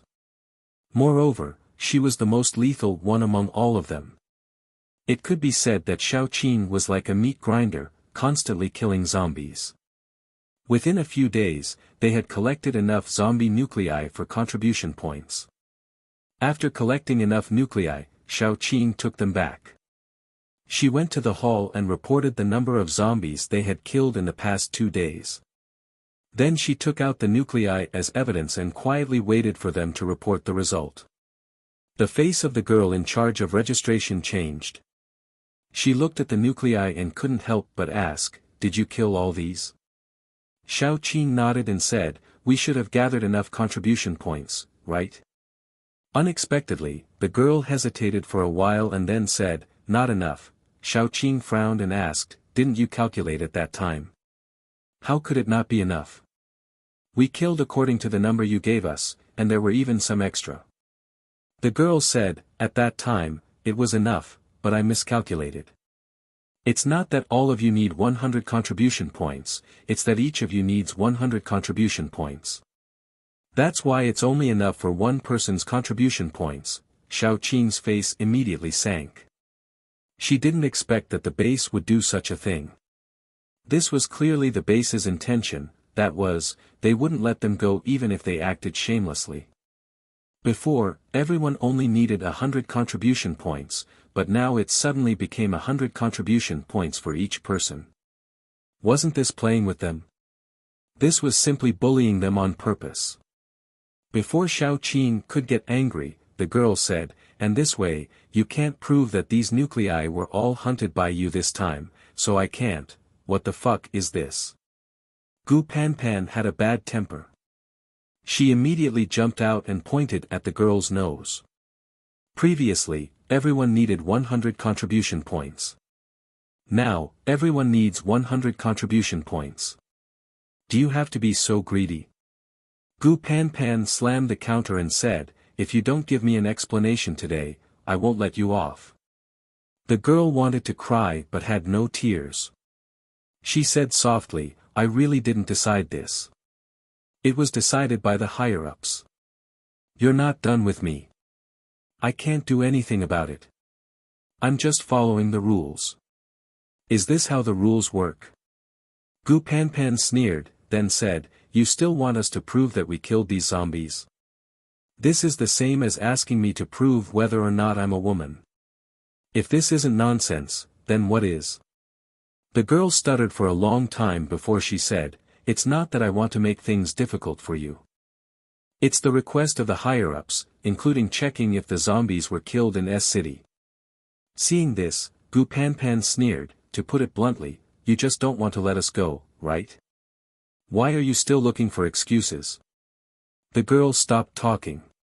Even if she asked again, she would only say, it's the rule of the higher-ups. Gu Panpan was so angry that she stomped her feet. The key was how could they prove that they killed those zombies in S-City? Should they cut off the zombie's head every time they killed a zombie and bring it back for her to see? Xiao Qing patted Gu Panpan's shoulder and shook his head at her. The whole base of S-City was under the command of the base chief. Of course, whatever he said would be the law. They didn't even have room to refute. This time, it was obvious that it was too troublesome to clean up S-City, so the base chief needed a lot of fighters. Xiao Qing and the others' fighting ability was also very high in the base, which could be seen from their completion records. It should be a normal rule that they needed contribution points to cancel their household registration, but everyone still needed contribution points. It was probably a temporary decision made by the higher-ups after reading the information of Xiao Qing and the others. After all, it was not easy to find such good fighters. It would be a pity if they let them go. It was better to make use of the waste and let them kill more zombies in S-City. This way, the base would save more trouble. Look, this was such a smart idea. Xiao Qing's eyes were cold. She knocked on the window and asked, 100 contribution points per person, right? There won't be any changes. Yes. The pretty girl hurriedly said, as long as you bring back enough nuclei, you can pass the inspection and get contribution points. You don't need to prove that these zombies are from S-City. Xiao Qing said lightly. The girl coughed and said, I believe you. Bah, what were you doing earlier?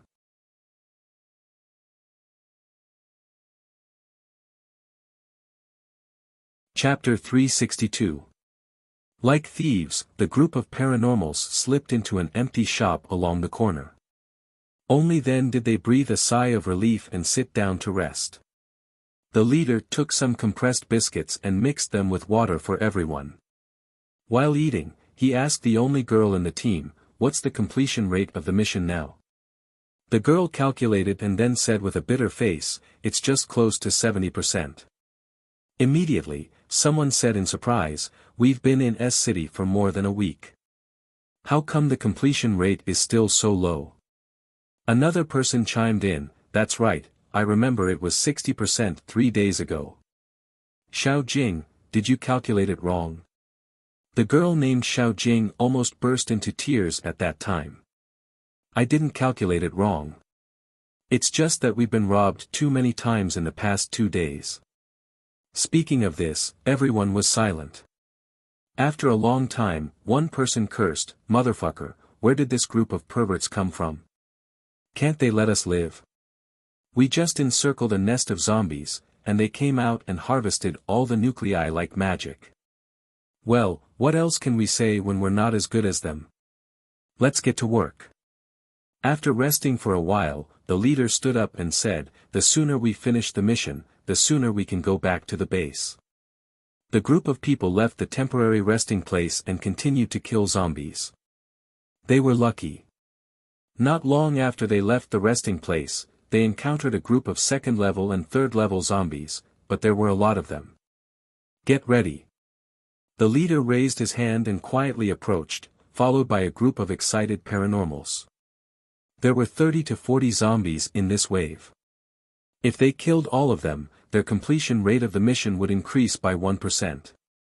A group of people quickly surrounded them. They activated their special abilities and prepared for a beautiful wave of siege. Before they could do anything, a man and a woman suddenly descended from the sky. The woman was muscular and looked very strong. The man was so fast that he almost pulled out an afterimage. As soon as the two of them entered the zombie crowd, they were like two meat grinders, crazily slaughtering.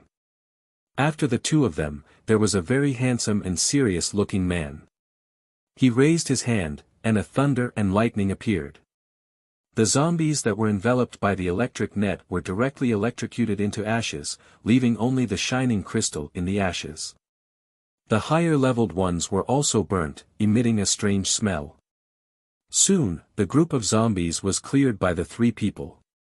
After the woman who looked like a King Kong Barbie collected all the nuclei, she waved her hand and said, "It's done.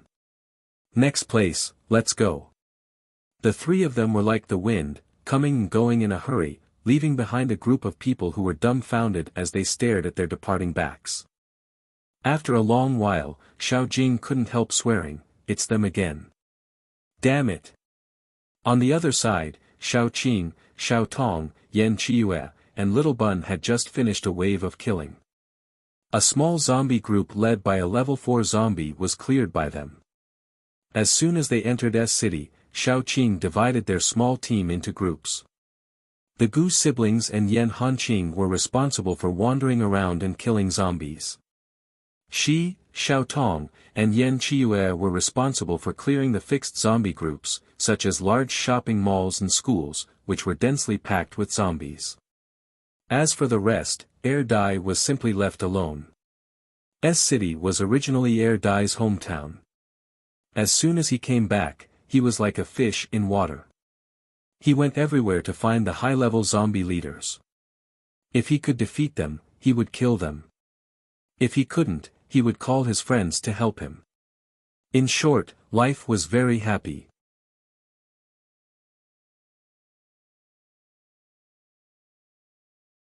Chapter 363. Every afternoon, the whole team would gather at the designated place and pile up the nuclei. After verifying them, the contribution would be calculated. Now we have 1018 level 2 zombie nuclei, 532 level 3 zombie nuclei, and 41 level 4 zombie nuclei. After calculating, Gu Panpan said to Xiao Qing, "According to the calculation, we now have enough contribution points for 5 people." The conversion ratio between contribution points and nuclei given by the staff was simply ridiculous. If it were an ordinary team of paranormals, they might not be able to gather enough nuclei even after several months. Unfortunately, they encountered a group of abnormal people. The weakest one among them, Xiao Bao, was already a level 3 paranormal. A group of level 4 paranormals and Xiao Qing, who was a level 5 paranormals, were simply a zombie harvester. Let's wait for one more day. If we still haven't gathered enough nuclei by tomorrow afternoon, we will gather together and find a place with a lot of zombies to clean up. Xiao Qing gritted his teeth and said coldly. She had a good impression of S City. After all, she had lived there for a long time, and it was also the place where she met Gu Panpan and the others. It was very meaningful. However, what happened in the base had erased all her good impression of it. Now, she just wanted to leave S City as soon as possible and get away from this place completely. Except for that, she had no second thoughts. After finding a safe place to sleep for a night, the group separated again. Xiao Qing carried Xiao Bao on his back and took Xiao Tong and Yan Qiue to the next destination. This time, he had his eyes on a large market far from the city center. There was a very long pedestrian street here. After the apocalypse, the movement of zombies was very high. There were many zombies living here, and many of them could be considered mobile zombies. If they could clean up from one end of the market to the other, it was very likely that their task would be completed. However, it was very difficult, especially when there was a large number of zombies on the opposite side. After passing through the threshold, Xiaoqing found that there were not many zombies walking on the street, and most of the shops were open. After all, it was daytime, so those zombies didn't come out. Most of them were hiding, waiting for night to come. Xiaoqing didn't want to wait, because when night came, those zombies' strength would be a little bit higher, and they would be very troublesome to clean up. The disadvantage of daytime was that they had to look for zombies in the rooms, and they had to look for zombies one by one, behind the curtains, under the shelves, and so on. In short, zombies could be found in all kinds of strange places, which was quite interesting. Xiaoqing led her friends to look for zombies to kill. The speed at which she killed zombies was frightening. Her vines shot out with a whoosh and skewered a zombie into a stick of candied hawthorn. Soon, those zombies jumped out by themselves. Xiaoqing and the others only needed to walk around to kill a lot of zombies. According to this speed, tomorrow may not be enough. Xiaoqing sighed and then said. Yan Qiue had to comfort her, it doesn't matter if it's 1 or 2 days later. It's normal that it's troublesome to leave the base. After a short rest, Xiaoqing went to kill zombies. After a while, she suddenly heard Dai's sharp voice calling them. The group of people didn't say anything, leaving the zombies that they were killing, and ran towards the direction of Dai's voice.